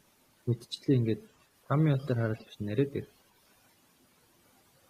За тэгээд угаасаа юу болохоор амралтын өдөр болохоор нэг тийм сүртэй том хөдөлгөөн уусаа гарахгүй шүү. За баярлалаа. Одоо сайн байна уу? Том цагаараа сайн байна уу? Анхаах юу байна? Нам. За. Суух юм байна уу? Харин асуух юм байна. Аха. Ахын жоохон ажилтаа ерөнхийдөө бичлэг үзэх гээд тэгээд юу яаж байгаа. Юу реверсал хөдөлгөөн, голден дээр реверсал хөдөлгөөн орсон баталгааг нь хаанаас авах вэ? Тэрийг тайлбарлалцсан юм шиг бол тайлбарлалцсан бол бичлэг дахиж үзэж байгаад болж байна. Reversal гэдэг нь одоо доошо чиглэлийн хөдөлгөөн даун тренд рүү шилжиж байгаа гэдэг талаасаа юу? Ааха. Хөдөлгөөн дээр. За. Юу штэ. Яг би бол ярихдаа бол одоо эн чинь ингэж бүс тогтцсон байгаа тийм. Энэ бүс дээш нь шилжиж дээш ороод ирсэн байгаа бүгд харж байгаа штэ. Тэнгүүд эн чинээс одоо доошоо шилжүүлэлт хийгээд ороод ирэх юм бол би бол одоо шууд ерөөсө доошоо харж байгаа байхгүй. Би бол доош нь шилжүүлэлтийг бол маш их хүлээж байгаа. Хаш ч одоо энэ хэвд явж байхад нь л доош нь явуулсан зүйлээ үзчихсэн шүү дээ. Харин тийм. Одоо тэр доош шилжүүлэлт хөдөлгөөн нь л бариад авчулах хэрэгтэй юм байна. Хи. Одоо барьж авахгүй чичээнд. Одоо энэ чинээс юутай шилжүүлэлт хийж орж ирээл бидний бүтцийн яроол угаасаа энд байгаа. Одоо бидний одоо свинг яроолч гэх юм уу те. Свинг жишээ мажор яроолдол орох. Свинг яроолч нь бүр энэ доор байгаа. Энд ядаж энийг эвдээд ороод ирэх юм бол бүтцийн өөрчлөлт хийчлээ гэж үзэж байгаа. Тэгэхин тулд энийг эвдэхийг яаж мэдэх вэ гэхээр энэ өөрөө доошоо нэг тодорхой хэмжээний шилжүүлэлтийн хөдөлгөөн хийгээд хэмжээсийн гүйцэлт маань өөрөө одоо энэ яроолыг эвдэж таарж явах юм бол гэсэн үг. Хаш ийшээ очих юм байна гэдгийг мэдчих чадах юм бол гэсэн үг байхгүй. Тэгэх юм бол хэдүүлээ энэ дээрээс харин өстой те. Тэстэ газ свинг данс нээж байгаа шууд ингээд дарсан ч болно. Дөө. Би бол одоо гэхдээ хамгийн гол нь өсөлт хизээд усыг сайн мэдэхгүй л байна л да. Одоо бол бүс тогтчихлоо. Энэ бүс дахиад дээш нь шилжүүлж болно. Ингээд дээшгээ шилжүүлж болно. Тэгэх юм бол дахиад дээшгээ хэдүүлээ дахиад өсөлтийн хэмжээ барьж авнаа л гэсэн үг. Одоо тэгээд би юугаар бол тодорхой болчих واخ дөө эх 7 хоногийн мэдээнүүдээр эхний 7 хоног чинь unemployment байгаа, non-farm байгаа, Тэрний дараа 7 хоног CPI яваа. Энэ 3 мэдээ бол ер нь чиглэлийг өстой бүрэн тодорхойлоод өгч байх л гэж бодод байна. Тэгвэл тэгээд энэ оны чиглэл бараг тодорхой болчихно дөө. Доошогоо CPI, non-farm-аар доошогоо ороод ирэх юм бол энэ ондоо зүгээр. Энэ ондоо бараг энэ минь рүү харсан ч бол.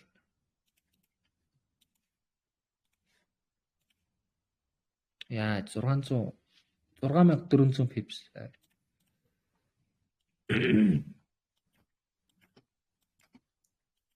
Хөдөлгөөн дээр бол одоохондоо бол автрент дууссан гэсэн баталгаа бол байхгүй. Хэмжээ бол ханчсан байна. Хэмжээ бол хансан. Одоо бол ерөөсөө бүс тогт хөдөлгөөн л явж байгаа. Энэ дунд шууд доошоо онн бла гэсэн юм бол одоогор бол байхгүй. Доошоо шилжүүлэлтийн хөдөлгөөн хийгдчихэж л юу юм. Тэрийг бол яг уу бүр жижиг цагаараа хэдүүлээ бас харж болно та. Одоо жишээлбэл энд нэг юм зүгээр л нэг юм ойлгомжгүй ч гэсэндээ явсан хөдөлгөөн байгаа байхгүй. Энэ нь өөрөө юу гэсэн үг вэ? Одоо бүрэн утгаараа ханш яг ингээд зогсцсон байгаа гэсэн үг. Одоо ямар ч хөдөлгөөн байхгүй. Хамгийн сүүлд байгаа жижиг цагийн бүс бол ерөөсөө энэ ч үүссэн байгаа. За энэ бүс эхлээд тодорхой хэмжээгээр нэг юм шилжүүлэлт доошоогоо хийгээд ингээд ороод ирвэл pullback-ийн хэмжээ доошоогоо авлаа гэж бодоход энэ маань өөрөө том цагаараа ийм шилжүүлэлтийн хөдөлгөөн болоод ингээд доошоо ороод ирэх боломжтой гэсэн үг. Тэгэхээр ерөнхийдөө бага цаг дээр харж байгаа том цагаа барьж авахгүй бол хичээнэ. Тэгж чадах юм бол бас хөөрхөн stop loss багтай нэг орой барьсан байдлаар гоё sell entry-нүүд нээж болно. За одоо эх 2 7 хоногийн мэдээгээр гоё тодорхой болоод ороод ирэх юм бол хэдүүлээ шууд чиглэл доошоогоо шууд шилжүүлээд ороод ирэх юм бол нэг 7 хоног сайхан 3 өдөр чаленж хийнэ. Эх 7 хоногт бол битүү мэдээ байгаа болохоор ерөөс өдөр болго мэдээ байгаа. Энэ өдөр болго мэдээ байгаа. Энэ үед бол ерөөсөө чаленж хийх сонирхол бол алга.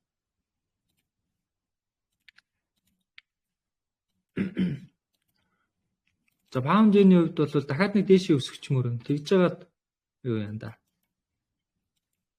Дахиад нэг сайхан нэг ингээд ороод ирчихвэл тэгж жагаад доош нь шилжүүлж хөдөлгөөнөөс нь жигнэсээ бас урт хугацаанд доошоо харах сонирхол байна. Одоо бас нэг том цаг дээр бас нэг юм тренд явж байгаа, тренд хөдөлгөөн явж байгаа. Доошоо эвтрээд ороод ирвэл бас тайхан л байгаа.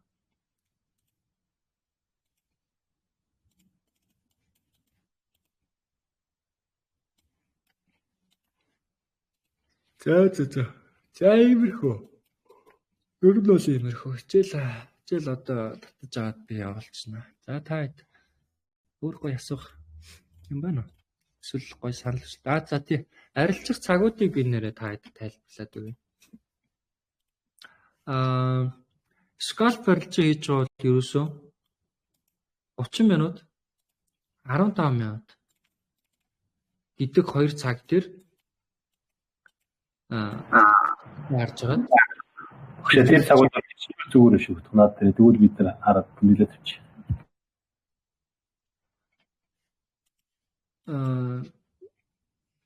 За. Би ч уусаа та хэд рүү явуулна л та.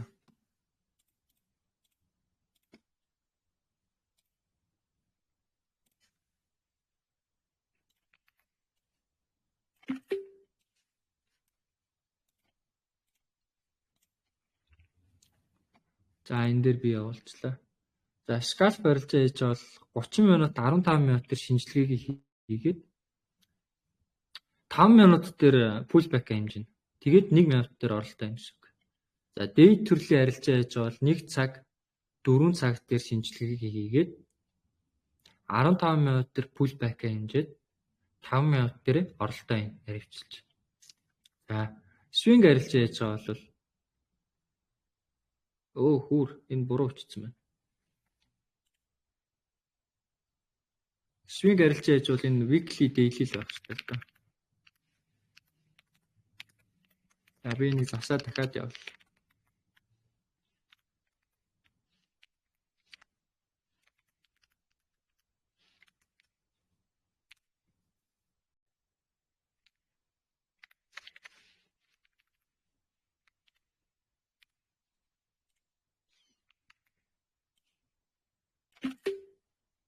За тэгэхээр position trade биднэрт нэг хамаагүй болох. Position-ыг нь олох чинь.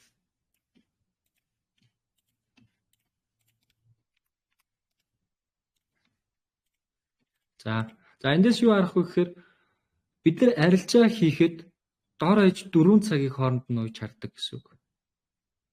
Дор хаяж 4 цагийг хооронд нь ууж хардаг. Тэр ерөнхийдөө цагийн уялдаа холбоог бас ойлгож анзаардаг байх хэрэгтэй гэсэн үг.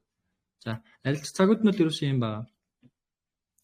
Scalp арилжаа хийж байгаа бол ерөөсөө 30-15 дээр сайхан хэмжээгээ татаал. Тэгэл хэмжээсийн гүйцэлтэйг авдаг.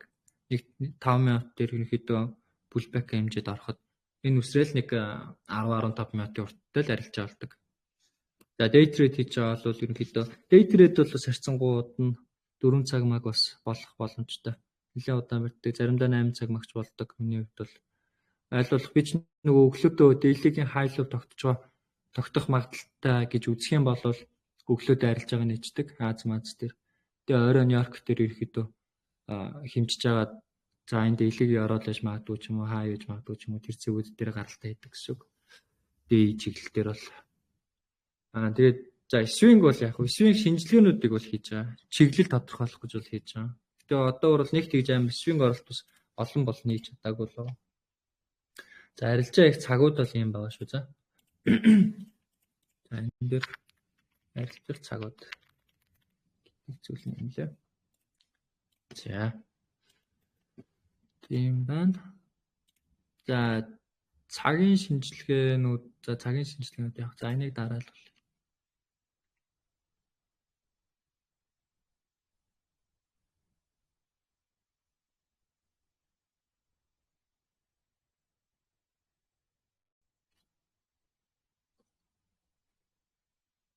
За иймэрхүү юм. Гэхдээ яг би бол ингээд daily дээр ингээд чартыг харахаар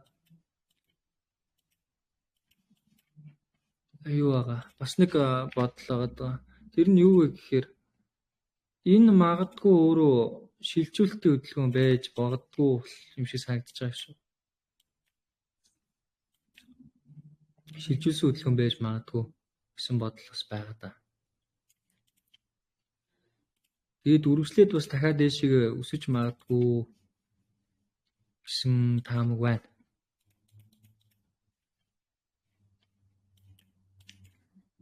За эндээс авах юм.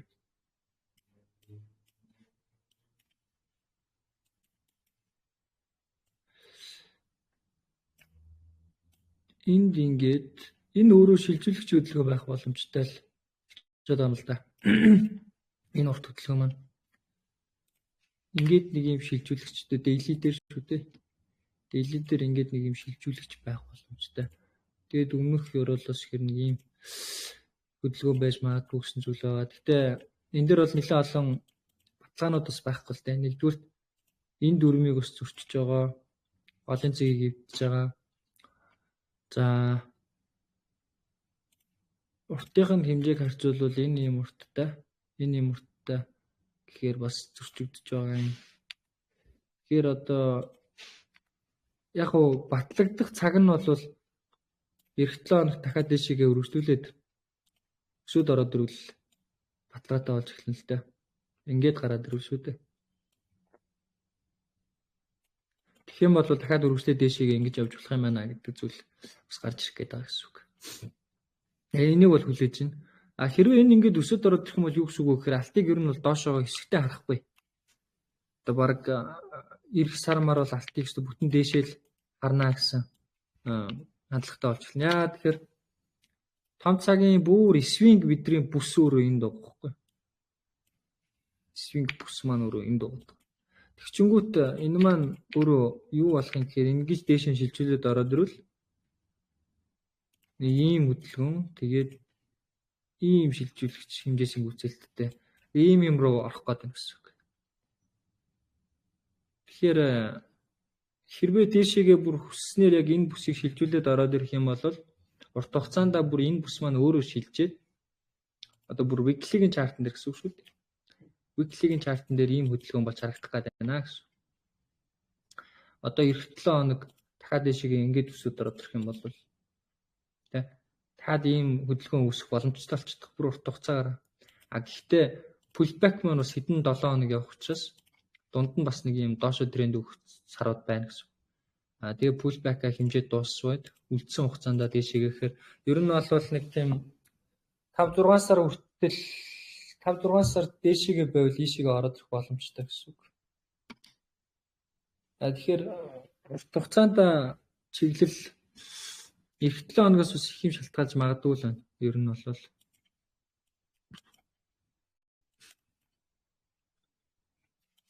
том цаг бол биднэрт чиглэл өгж байгаа. Тэгээд дээрэс нь энэ арга барилын хамгийн гоё юм нь жижиг цаг нь том цагаа тодорхойлж өгч чаддаг баггүй. Тэгэхээр ерөнхийдөө энэ биднийг ирээдүйг таамаглахад илүү ойлгомжтой болно л гэсэн үг.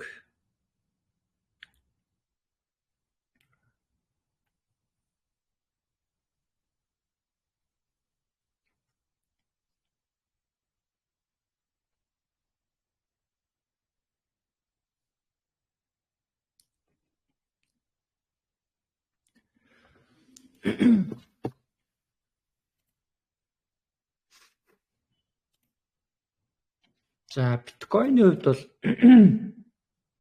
угаасаа юу байгаа шүү дээ. 1 2 за weekly дээр хэдүүлээ шинжилж үзье л да. Ийм сайхан шилжүүлэгч хөдөлгөөн энд яваад энэ маань өөрөө шилжүүлэгч хөдөлгөөн гэсэн үг. Энэ маань өөрөө шилжүүлэгч хөдөлгөөн. Тэгэхээр энэ хасагдаад бидний авах ёстой бүсийн хэмжээ ийм болж эхэлнэ гэсэн. За одоо тэгэхээр шилжүүлэгч энчээ дууссан. Өнцгөн хөдөлгөөн энчээ дууссан. Шилжүүлэгчийн pullback одоо өнөөдрийн өчигдрийн алтны хөдөлгөөнт ерөн төстэй байгаа зү. Шилжүүлэгчийн оройг энчээ эвдсэн байгаа. Тэрнээс өмнө энд үндсэн ёроол буюу энэ ёроолыг энчээ эвдэж орж ирсэн байгаа. Тэгэхээр энчээ шилжүүлэгч дууссан гэдгийг хэлж өгч байгаа. Давхар дээрээс нь доошо шилжүүлэгчийн pullback маань нэг жоо том явахгүй маш жижиг яваад дээшээ энэ оройг эвдээд ороод ирсэн. Тэгэхээр ерөнхийдөө одоо ханш бол нэг тэгж одоо шоншин зүртээ онохгүйгээр буцаж дээшээ өсөөд хэмжээгээ бүцэх боломжтой гэсэн. За тэгэхээр биткойны хувьд бол ер нь бол дээшээгээ байгаа л. Одоо ер нь бол эх 7 хоног бараг доошоо нэг жоохон ингэсгэж ороод ирэх юм бол stop loss-ыг энэ доор тавиад биг энчээгээ тооцохоор 1 Hz 4 мөрөлт иймэрхүү арилжаа болж чадчихвэл stop loss-ыг энэ доор байрлуулна гээд чадчихвал ингээд нэг жоохон төхөөд ирэхээр нь орчход ус урдах юм байхгүй risk reward-д сайхан яагаад. За тэгээд тэр данс шатчлаа гэж ярьж байгаа хүмүүс байгаа. Тэгээд дансаа яагаад шатаагаад наа. Энд чинь арилжаан дээр бол ерөөсөө хиний хичээлүүд хизээ ярьлаа. Одоо бодъё л доо. Тайдын данс бол ингээд за ер нь бол дунджаар нэг $100 хавцаа байгаа ах гэж би бол бодож байна. 100-аас бага данстай хүмүүс байж магадгүй цөөхөн байгаа. Гэхдээ 100-аас их данстай хүмүүс ч бас байгаа. Хэдүүлгийнх нь ашиг бол ер нь 100-аас нэлээд давсан ашиг бол хийсэн бол байгаа шүү дээ. За тэгэнгүүт дансаа шатаагаад ингээд байна. $100 данстай бол би нэг өмнө ярьж байсан. $100 данстай бол за нэг хүмүү эргэжтэн гэж бол байхгүй тий. Одоо $1 эрсдээ $4 олох ч юм уу тий $3. Тийм арилжаа бол за яг тэгж нээж байгаа хүмүүс байл үнэхээр сайн байна. Та хэд алстайог нь бол илүү мундаг болно. Яг гой дөрмөө сайн барьдаг мундаг арилжаач болно. Манай эгчнэр бол тийм байдаг мундаг гэдэг. Үнэхээр мундаг. За хэрвээ $100 данстай бол нэг арилжаанд ерөөсөө $10 эрсдэл. $10 эрсдэл. $10 гэдэг чинь нийтдээ 10 арилжаа хийж чадна гэсэн үг байхгүй юу? 10 амттай л гэсэн. Тэгэхэд үү штэ. Одоо жишээлбэл хэвлээ энд байгаа одоо арилжаа энэ ч одоо видеолынхаа бараг бүтэн сарын за сарч 3-7 хоногийн арилжааны тэмдэглэл явчихж байгаа штэ. За энэ чинь ингээд тооцоод үзэхэд та хідэн эсэл авсан байна, хідэн TP авсан байна гэдгээр нь харьцуулаад 3-7 хоногийн дараа энэ $100 чи хэдэн доллар болох юм байна гэдгийг тооцоод үзчих хэрэгтэй байхгүй. За ер нь бол харьцангуй бол гайгүй байгаа гэж харж байгаа. Би бол за сүүлийн 7 хоног л жоохон айгүй хэцүү байлаа. All time high майтай trap garчаад бас солиороод. Гэтэ бас гайгүй. Бас нэг тийм мууч бас байгаагүй л юм байна. Дундуур нь 2 TP байна. Бас нэг TP-тэй юутай байна. Тэгэхээр бол эн чинь ядаж нэг $200 болчих واخгүй. Ер нь бол шатаагаад байна гэхээр би одоо бодоод байгаа. Та одоо нэг $50-60 байснаа тэрийгөө өөрсдөө бүгднгээр нь олдоод энийг нь шууд нэг 500 болох гээд юм уу яа гэх юм бол. Данс шатааж гин гэдэг чинь өөрөө буурал та. Ямар ч арилжаа данс шатаах эсгүй байхгүй. Ямар ч арилжаа данс шатаана гэдэг чинь. Данс шат ямар үе данс шатах вэ гэхээр ерөөсөө нэгдүгээр чаленж хийж байгаа эсвэл нэг тустай данс мэдээгээр шахаж байгаа full маржин шахаж арилжаж байгаа тийм үед л данс шатах байхгүй. Бусдаар одоо сигнал өгж байгаа давхар дээрээс нь зөвхөн фракталаа хараад ингээд яг хэмжээд ингээд орж байгаа тохиолдолд бол энэ stop loss гэдэг зүйл би stop loss тавих зайг хэлж өгч байгаа шүү. Тэр зай чинь өөрөө та хэдийн дансны хэдэн үеийн балансыг л алдсан шүү гэдэг зүйл байгаа шүү. Хамгийн ихдээ би 10% эрсдэл алдаж болно гэж та хэд хэлээд байгаа шүү. $100 молортой $200 молортой бол 10% эрсдэд бол буруудах юм байхгүй байхгүй. За нэг $500 молортой ер нь $1000 хүртэл $10 эрсдэд бол ерөөсөө буруу байна. А 1000-аас дээшээ бол юу? Та тэгээд олж байгаа мөнгөө дуун байхгүй. Бага би энэ юу агаад хүн чадчих тариу гэсэн. Таад ингээ олж байгаа мөнгөө бодвол та за бодъё л да. Таад нэг $500 баланстай. За тэгээд нэг арилжаан дээр $10 эрсдэл гаргадаг. За тэгэнгүүт ингээд арилжааныхаа юм уу ингээд хараад бодоод үзсэнгүү та нэг 7 хоногт нэг $50 ашиг хийдэг байлаа гэж бодъё л да. $50. 7 хоногийн эцэст $50 ашиг. Тэгсэн чинь $50 гэдэг чинь Монгол мөнгөөр жишээлбэл 175 мянган төгрөг тийм.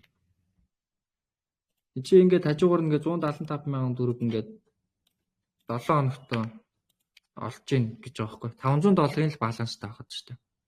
За $1000 баланстай байвал энэ нэг $100 болно гэсэн үг байхгүй. За тэгээд нэг $10,000 баланстай ингээд яванда боллоо гэж үтэй. Тэгэх юм бол эн чинь 7 хоногт таад за $10,000 баланстай болчиход арайч тэгж шахахгүй хаа. $100 нэг арилжаанд эргэснэ гэсэн үг шүү дээ. $10,000 баланстай болчихвол $100 эрсдээд за нэг арч 4-тэй арилжаагаар дундчлаа бодохоор та 7 хоногт бол баг $300-400 ашиг ичж болохоор байхгүй. Хамгийн багтаа шүү дээ. $10,000 баланстай байвал бүр сайн үед 7 хоногт та $1,000 ч олж болно гэсэн. Нэг арилжаанд $100 ирсэн гэдэг чинь. За тэгээд капитал бол угаасаа багаар амар удаан томорно. Амар хурдан юу болох гэдэг шаардлага байхгүй. Дансаачтаас тэгж юу ямар юм гамбл хэмэр байна. Шатаач хайрын мөнгө байгаа да. Одоо тийм. Шатаах мөнгө нь илүү гараад байгаа тэр мөнгө надаа миний баланс дээр хэмжээг. Тэгэхээр яг та ийм зүйл урт хугацаанд мөнгө угаасаа урт хугацаанд олдно, богино хугацаанд олдохгүй. Та нэг нон фармаар амар шахсан ч мөнгө олдохгүй. Тэр мөнгө олсон ч тэр мөнгө чи мөнгө болохгүй зэ. Тэгэхээр тэгж ерөөсөө яарч орж, маржнаа тулгаж эсвэл аль хэдийн ингээд стоп лосс тавих хэрэгтэй газар нь ирчээд хахад эсэлээ зөөж барьж тэ нэг найдал гаргаж тэгж хамаг мөнгө алдаж болохгүй. Тэгж мөнгө алдмааргүй. Тэгэхээр одоо данс шатаах юм хиймэргүй. Данс шатаамаар бол одоо тусдаа өөр дансд нээж аваад тэрийг нэг баг дунгуур сэнгэлж аваад маржнаа шахдаг ч юм уу. Яа тий. Нэг тэгж л яасан дээр. Тэрээс одоо та капиталаа томруулахаа бодох хэрэгтэй байхгүй юу? Хэдий болтол ингээл нэг $100-200 тэрийг ингэж аваад тэгснэ шатчингууд нь дахиад $100-200 сэнгэлээд байдаг. Тэгээ ингээд нийт сэнгэлсэн мөнгөө дараа нь ингээд бодоод үзэнгүүт бараг $12,000 хүрсэн ч байх шиг тий. Тийм байж бол болохгүй байхгүй. Одоо ингээд би ингээд өмнө нь ингээд сэнгэлсэн мөнгө төргөө бодохоор минийх ингээд $20-30,000 ингээд хүрсэн байгаа гэхгүй би ингээд өөрөөсөө гаргасан. Одоо би тэгээ боддог юм. Би одоо л яг тэр алдсан мөнгөө ер нь хүж яваа. Яг нөхцөн л дөө нөхцөн. Тэгвэл ер нь ашигтай явж байгаа. Тэгэхээр одоо та хэд ч гэсэн яг тэр төлөө сэтгэл зүгөө суулгах хэрэгтэй л юм даа шүү дээ. Мөнгөн дээр мөнгөг яг одоо энэ алтны өсөлтчил ингээд баг багаар л ингээд өсөөл явж байгаа шүү дээ. Ингээд баг доошлох үе байна. дээшлэх үе, доошлох үе, эцсийн дүндээ ингээд дээшлэл яг л энэ фракталын хэмжээ хяналтын зэг дээр очиж л ах хэрэгтэй байхгүй. Тэгэхээр одоо дансаа хайрламаар байна. Дансаа хайрламаар. Энэ зах зээлд бидний чинь одоо гол тоглож байгаа одоо тоглоомын одоо тэр хүйцэрч юм уу те тэр нь өөрөө бидний мөнгө шүү дээ. Ер нь бол бид нар мөнгөөрөө тоглож байгаа. Тэр мөнгөө дуусгаад байвал яахгүй шүү дээ. Капитал бага байсан ч гэсэндээ багаар өсөж л авах нь өөрөө чухал байхгүй. Тэгэл шатаачдаг дахиад нэг ажлын тэмдгийн хүнээс ингээл мөнгө төгрөг олоод дахиад цэнгэлдэг, дахиад шатдаг, дахиад цэнгэлдэг, дахиад шатдаг. Тэгээ бага мөнгөөр цэнэглээд шатаагаад байгаа болохоор тэр мөнгө нэг тийм сэтгэл зүйд нь өөрсдөө нэг суухаа болцсон. Дахиад нэг 300 сая төгрөг олоод цэнгэлж чинь гэл. Тэгж бодоод байгаа чинь та хэдий яг үндэ халаад байгаа хгүй. Богино хугацаанд ижээ ингээ та хэдий мөнгийг ингээ сороо суугаад байна гэсэн. За хэд нэг брокерийн спонсор хийгээл байгаад байна гэсэн. Тэгээ ийм байдалд хэр удаа явж байгаа гэдгээ та хэд өөрсдөө бас бодоод тэгээ багаар чсэн капиталаа өсгөөд явж чадчих. Өсгөж чаддаг эрдэмтэл суралцчих юм бол балаас хамаагүй гэдэг шүү дээ. За тийм байна. Тэгэхээр данснуудаа хайрлцгаа шүү манайх. Данснуудаа хайрлц шүү. Их баг гэж голохгүй данснуудаа хайрлна. Та ингээд $100-ыг $1 эрсдүүлээл өсгсөөр юм байгаа тэрийг $200 болгочих. Үнэхээр дөрвөө баримтлаад тэгж арилжиж чадчих юм бол та хэд $1000-оор цэнгэлээд тэрийг $20,000 болгож чадна. $10,000-оор цэнгэлээд тэрийг $20,000 болгож чадна. $100,000-оор цэнгэлээд тэрийг $200,000 болгож чадах байхгүй. Тэр эрдэмтэл суралцах нь хамгийн чухал байгаа байхгүй. Тэрнээс та хэд яг үндэ би насаараа та хэд сигнал өгнө гэж байхгүй. Та хэд насаараа миний сигналыг дагна гэж байхгүй. Би угаасаа энэ жилдээ л нэг та хэдийг үнэхээр гоё мундаг гоё байгаад хэдүүлээс гоё суралцаад гоё урамтай байгаад байвал энэ хоног дуустал сигнал ажиллах байх. Та хэд та. Тэгээ дундаас нь бас хүмүүс орж гарна. Тэгээ юу ч болох юм байна. Тэгэхээр яг одоо энэ байгаа хугацаанд би ингээд орой болгох ингээд хичээл зааж байгаа. Тэгээ сүүл рүүгээ чи би баг орой болгон баг лайв трейд хийдэг боллоо шүү дээ. Тэгэхээр чин энэ байгаа үед нь та хэд ингээд сайн асуугаад хичээгээ судлаад нэг хадгалбай хичээлүүдийг сайн байн үзээд чаад. Тэгээ манайх бас мундаг гэнэ. Эхний хэдэн 7 хоног бодвол бүгдээрээ бас шинжилгээ хийдэг болсон байна. Асуулж гин. Тэгээ 1 минут дээр битгий нэг юм хараарэй. 1 минут дээр оролтын нөхцөлөөр тодорхойл. Тэрс 1 минут дээр татсан фрактал дээр оролтын гэж угаасаа байдгүй шүү. Ер нь бол. Тэгэхээр тэгээ хагас хүнсэнд ер нь амар биткойн гэсэн хагас хүнсэнд нэг тэгж гоё хөдлөөд байдгүй шүү. Ер нь бол маш бага рейнжинд хөдөлдөг. Тэгэхээр хагас хүнсэнд зүгээр сайхан бактест хийгээ чартууд авахраа чаад хэмжээсээ татаад тэгээ сая би одоо арилжаа их цагийн өснөгт явууллаа тийм. Энэ цагууд дээр сайхан татаж хараад нөхцөл нь бүрдэж ивэл үзээд тэд нар дээр оролтууд хийж болно. Яг гоо энэ бол бидний арилждаг фэрүүд байгаа. Та хэд суртлаа эдгээр дээр нөхцөл бүрдэхгүй байвал бусад бүгдийг гаргал да. Яагаад хамаагүй 100 200 фэрийн чи хажуудтай явж. Өглөө сайхан босоод өдөрт ч юм уу те. Эхнээс нь сайхан гүйлгээл за би өнөөдөр скалп барилж байгаа хийнэ. Тэгэл 30 минут дээр тавиал 15 дээр хамт ингэ сольж хараад хэмжээ татах нөхцөл бүрдэж гин үгээ шилжүүлэгч дууссан хөдөлгөөн пулбэк нь явж байгаа хөдөлгөөн байна уу гэж хараад тий шилжүүлэлт явж явах бод за энэ дээр фокус өгчийгээл энийгээ сайхан шилжүүлэгчийн дуусгах нь үлээгээл пулбэк нь явж явах юм бод тэгээ пулбэк нь эхлэнгүүд нь пулбэк нь хэмжээ за энэ ч дуусгах юм байна гээл хамаагүй штэ чинь баг 5 600 гэр гаргасан ч болно чадна гэвэл сайхан эхнээс авахад хэмжээд хараал яваад байл та тэгэл тэгж явах тэр дундаас ингээд нэг 3 4 тим арилжаалах фэрүүд гарч ирэн заяа. Тэгэл тэднэр дээрээ сайхан харж агаад яг нөхцөлөө бүрдэнгүүт нь оролтоо хийгээд та хэд нэг тэгээд нэг 7 хоног бие даагаад бас тусдаа миний шинээс гадна тусдаа бие дааж тэгж яваад үсэх юм бол та хэд яг гоё үр дүнгийн өгнө мэдрээд ирнэ. Тэгээ яг л дүрмээр тэгээ нэг яарахаа болчиход хэрэгтэй дээ жоохон залхуул хандах хэрэгтэй. Би бол тэгэл заримдаа нэг жоохон болгоомлгоо өдөөл эсвэл нэг жоохон залхуу урайл байвал арилжаа хийдвүш нөхцөл бүрдчихсэн ч гэсэн хамаагүй. Тэгэхээр ер нь бол чартнаас жоох ангид авах хэрэгтэй. Байн хараад ерөөсө хагас үтэн сайнгуу за энийг нэг өнөөдөр өсөж хийвсэн гэсэн бодлоор мөнгөндөө хандахгүй тийм $10 үлдсэн. За энийг би өнөөдөр 100 болгочихъя гээл явдгүй үед нь арилжаа гэдэг ойлчтдаг байхгүй. Ямар ч хэрэг байхгүй байхгүй. Тийм рейнжс хөдөлгөөнд орчвол за одоо дээшээ сэтэрчих байх гэж хүлээгээл авчдаг те. Тэгсэн чинь нөгөөх нь нисэл авчаал өсдөг ч юм уу те. Эсвэл доошоо тэр чигээр явдаг ч юм уу те. Юу ч тийм байж болох. Би ингээд таад хэлээд байна шүү. Зах зээлд ингээд хөдөлдөг, баталгаатай хөдөлдөг хөдөлгөөн байна. Ийм байгаад наа. Хэдүүлээ энийг бариад авчаа. Зөвхөн энийг л бариад авчи. Тэгвэл энэ бидний амжилтанд хүрэх төлхөр болох гээд наа гэж хэлээд байгаа шүү дээ. Ганцхан зүйлдэл мастер болж байгаа.